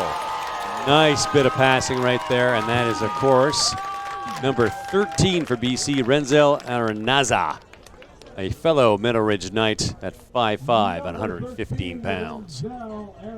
Nice drops back. Just perfect pass, wide open. How that kid's so open. Yeah, he got wide open on that one. Settled down nicely, and Hebert was able to drop the ball down right into his chest. So a now 35-26 or 32-35 lead. Here comes the snap. Do they get the PAT? And she's through the uprights, and it's good. So we're back to a 2-point spread. 12.5 minutes on run time in the fourth quarter. We need to speed things up a little bit here. So these were 15-minute quarters. Now they've been reduced to 12. No, it stayed at 15, but they went run time. It went run time. Yeah, so the clock just keeps going. But the next games, were they going to go to 12 for the next game? No, they'll play the next games straight 15? up. And just try and make up time. Yeah. I mean, really, the game should only take about 2 hours, and they have 2.5-hour time slots. Right. The first quarter took a long time. Oof. It went an hour and a half. Then we had the injury, so it's really backed everything up. Yeah, we started a little late. Yeah. There's always sort of hiccups and headaches, and And this is where the kicking, like I was saying, the place kicking after the score eats up a lot of time. And, it takes a minute or so to get it going, and with run time, that's a huge chunk off the clock. Yeah. Okay. And Kelowna will kick to Alberta. Here we go. There's your. I was about to say we've seen a lot of good kicks, but there's your first onside kick of the game. Live ball. He's on it. Astutely dives on that ball. And it's just about maintaining possession. Number 44 for Alberta, David Bergeron, or Berrigan. He went to try and pick it up. Bergeron, yeah. Bergeron, yeah. Calgary Bulldogs. He tried to pick it up, and it squirted away from him. And so then he went to jump on it, and it squirted away from him. So it goes past him here. He goes, I'm just going to jump on that. And it squirts away from him again. He said, come back here. Hey. Get that nonsense out. Yeah. So astute play, smart play. Just dive on the ball, maintain possession, take it up from there. Now Alberta's going to want to come back and put a score on the board to make it a 2-score game for BC, just to keep that lead and let this clock run out. You're thinking as much time as he can on the play clock. Here we go. There's the snap. There's the handoff in the backfield. Cuts in. Smothered just past the line of scrimmage. Maybe picked up a yard or two on that. Good effort, number 44. And that's Mr. Bergeron again. Not having a bad afternoon. No, he didn't see much from him in the first half, but he's got a couple good plays so far right now. So when you're coaching this, I mean, they're all all-stars. Do you put one quarterback in for the first half, another quarterback, one running back for the first half, another tailback for the second half? No. Yeah, when I was coaching it, I try to do a 3 to 4 play rotation. So get them out there, and now on the offense a little different. You let the quarterback have a series. Okay. And then the next quarterback have a series. Usually have 2 or 3 quarterbacks. Okay. Series. But everybody else was a 3-play rotation. Right. So you get out there, you get 3 plays, come off, let the next set. Sure. And you always want to have 2 for each position. Right. And then when this is the way I looked at it. Okay. Right? And the other coaches do it different, and I'm not going to say anything about it, but the way I looked at it is that they're all capable players. Yeah. So, you have you need 5 defensive backs, 2 halves, 2 corners of safety, right? So I get 10 defensive backs. 5 go on, they play their 3 plays. Boom, switch them out. Yeah, okay. Switch them out. Yeah. Because you're showcasing, so it's not about winning, it's about showcasing. So you just want to make sure the kids get lots of time out there. Yeah. To do something special, to make a difference out there. Okay. So, now a lot of coaches, you get a player that is just an absolute stud, and you need him on both sides of the ball. And a lot of times we'd have not enough O-line guys. Oh, okay. So some of the O-line would be playing D-line as well, and vice versa, right? So right. Those guys didn't always have that kind of rotation for, but I found the skilled positions we always had lots. Number 5 cuts to the outside. Look at the wheels. Look at the wheels in the fight. And you're noticing Alberta here is holding on to that ball for as long as they can. Yeah. Prior to the snap. They just want that clock to run out to preserve the win. But number 5 for Alberta, I mean, he's just shining. Given Kambata out of the Calgary Wildcats, he's having a superb afternoon. He's so fast. Great job there to get out around the outside corner and then pick up that extra yardage even after contact. Hold some bodies there, that's for sure. All right, under center, drops back. There's the handoff up the middle. Number 33. Look at the fight. Look at the fight. Picks up a first down and then some. That's number 33, Mason Herzog, 5'8", 155 pounds at Sherwood Park Rams. And he's the one that ran the kickback right after the start of the second half, the opening kickoff. And here he takes it on a jet sweep here, and cuts right up. Great ball protection, and then keeps those feet driving and pulls himself way up the field. Picks up a first down for the Alberta team. Is he hurt? No. He's fine. Oh, high snap. Live ball in the backfield. Ho-ho, magic bean time. Just dive on it. Yeah. And that is some scary stuff for the Alberta team. Number 21, Phoenix Oliver out of the Calgary Wildcats. Well,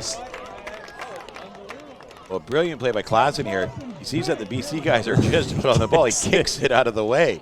He knew he didn't have a chance on it there. Yeah. So he thought, if I kick it, I'm going to at least give myself a chance on the ball. And he did. And he was lucky that his teammate, Phoenix Oliver, was able to come in and jump on that ball. Slot back out of Calgary. But now it's going to be a long second down for the Alberta team here. Well, it sort of works in their favor, too, because we've got straight time with the clock going, and they've got the slim lead. So take as much time as humanly possible. Okay. There's the snap. He's going to keep it. Number 5 out to the outside. Look at the moves. Are you kidding me? One more man to beat. 1, 2. Still on his feet. Still on his feet. Still fighting. Holy smokes. Unbelievable. Unbelievable. A first and down for Calgary. This number 5 just killing it. Given Kambata there. And he shows some real good moves here.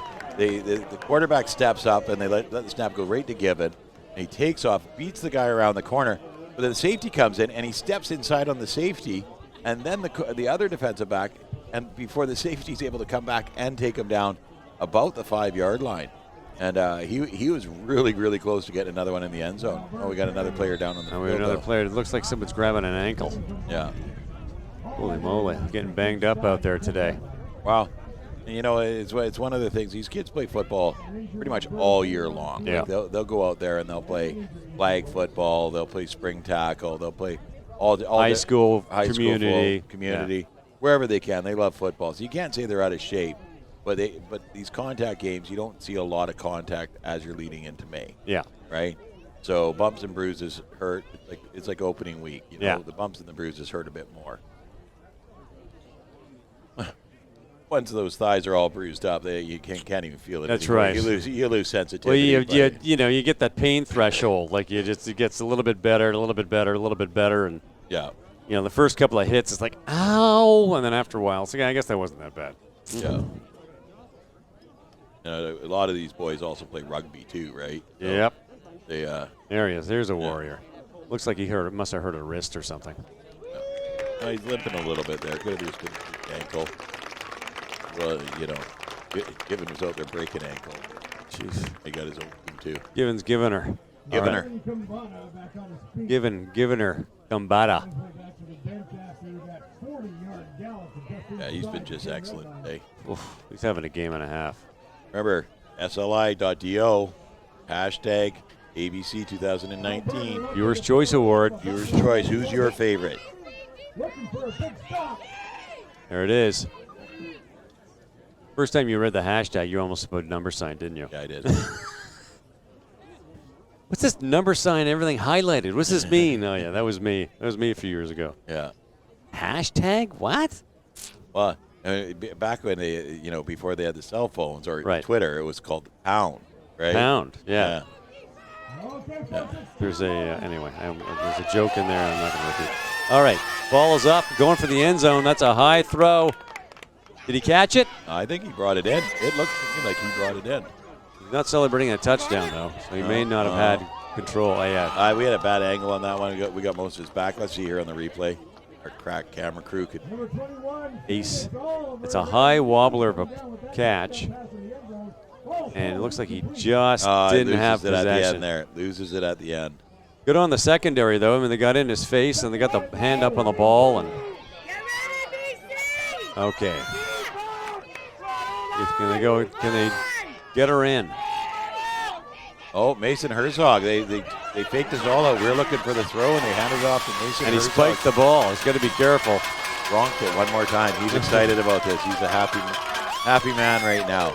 And Alberta takes a very firm grip on the lead on the game.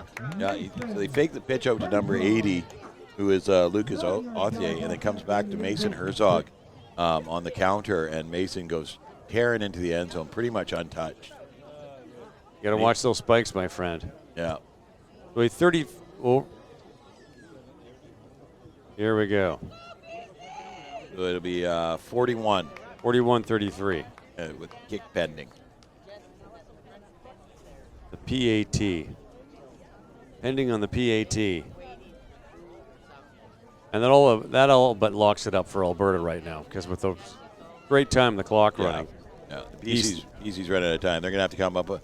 They came out with a big one-play score to start the game. Whoa, our kicker just slipped and fell going into the kick. Oh, that sucks. Just lost his footing.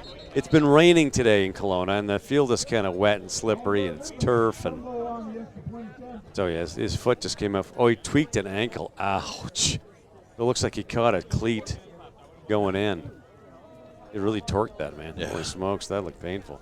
He's okay, though. That's the important thing. The holder wasn't looking, so he didn't realize it either, so he didn't pull the ball back up, and he was just watching the guys run at him thinking, kick the ball, come on, kick the ball. You gonna let him do it again? Yeah, it looks like it. I'll let him do it again. Yeah, that's fair. You're here to have fun. Let him have his moment. Okay, here we go.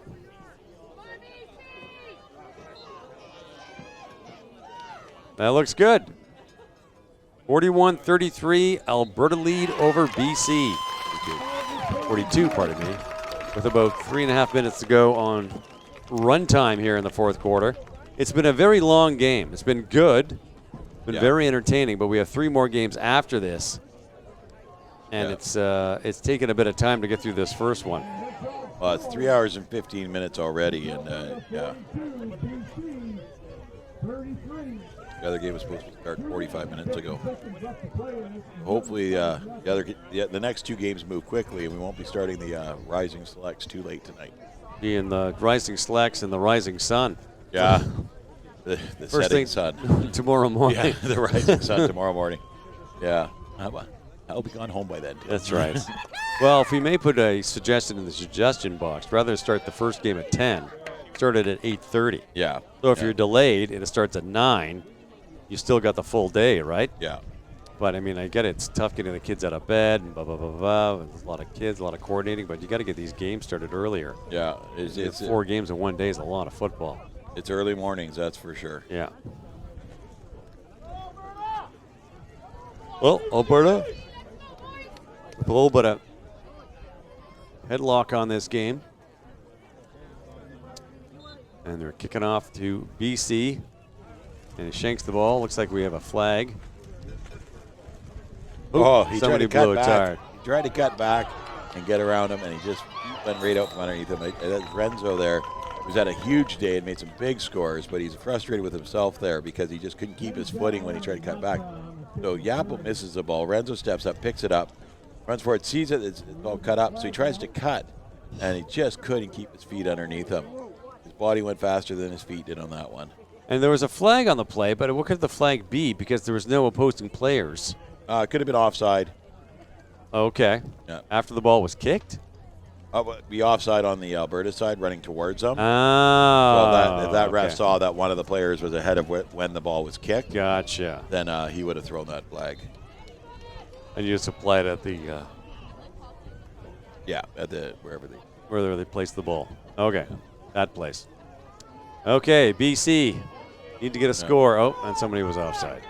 Look at the guard jump there on the offensive line side of the ball. So. All right. Okay, lining up, second down in the backfield.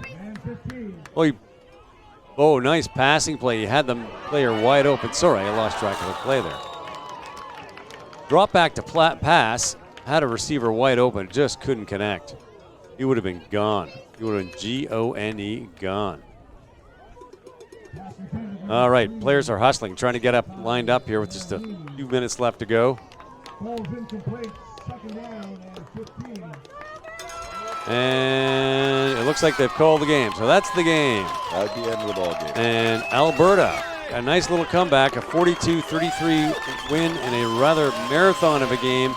Entertaining nonetheless, that showcased a lot of defense, some great offense, some great snaps. Unfortunately, a player got hurt, but Alberta comes up victorious, and they're out there celebrating on the field, doing all the victory dances. And they're going to want to get these guys off. They're going to want to get these guys off the field to get the next game started. So we'll have our Viewer Choice Award coming up in a few minutes. SLI.do, event code #ABC2019. Pick your top player. Has to be voted on by you and handed off at field level. So our next game coming up will be probably in another good 20 minutes.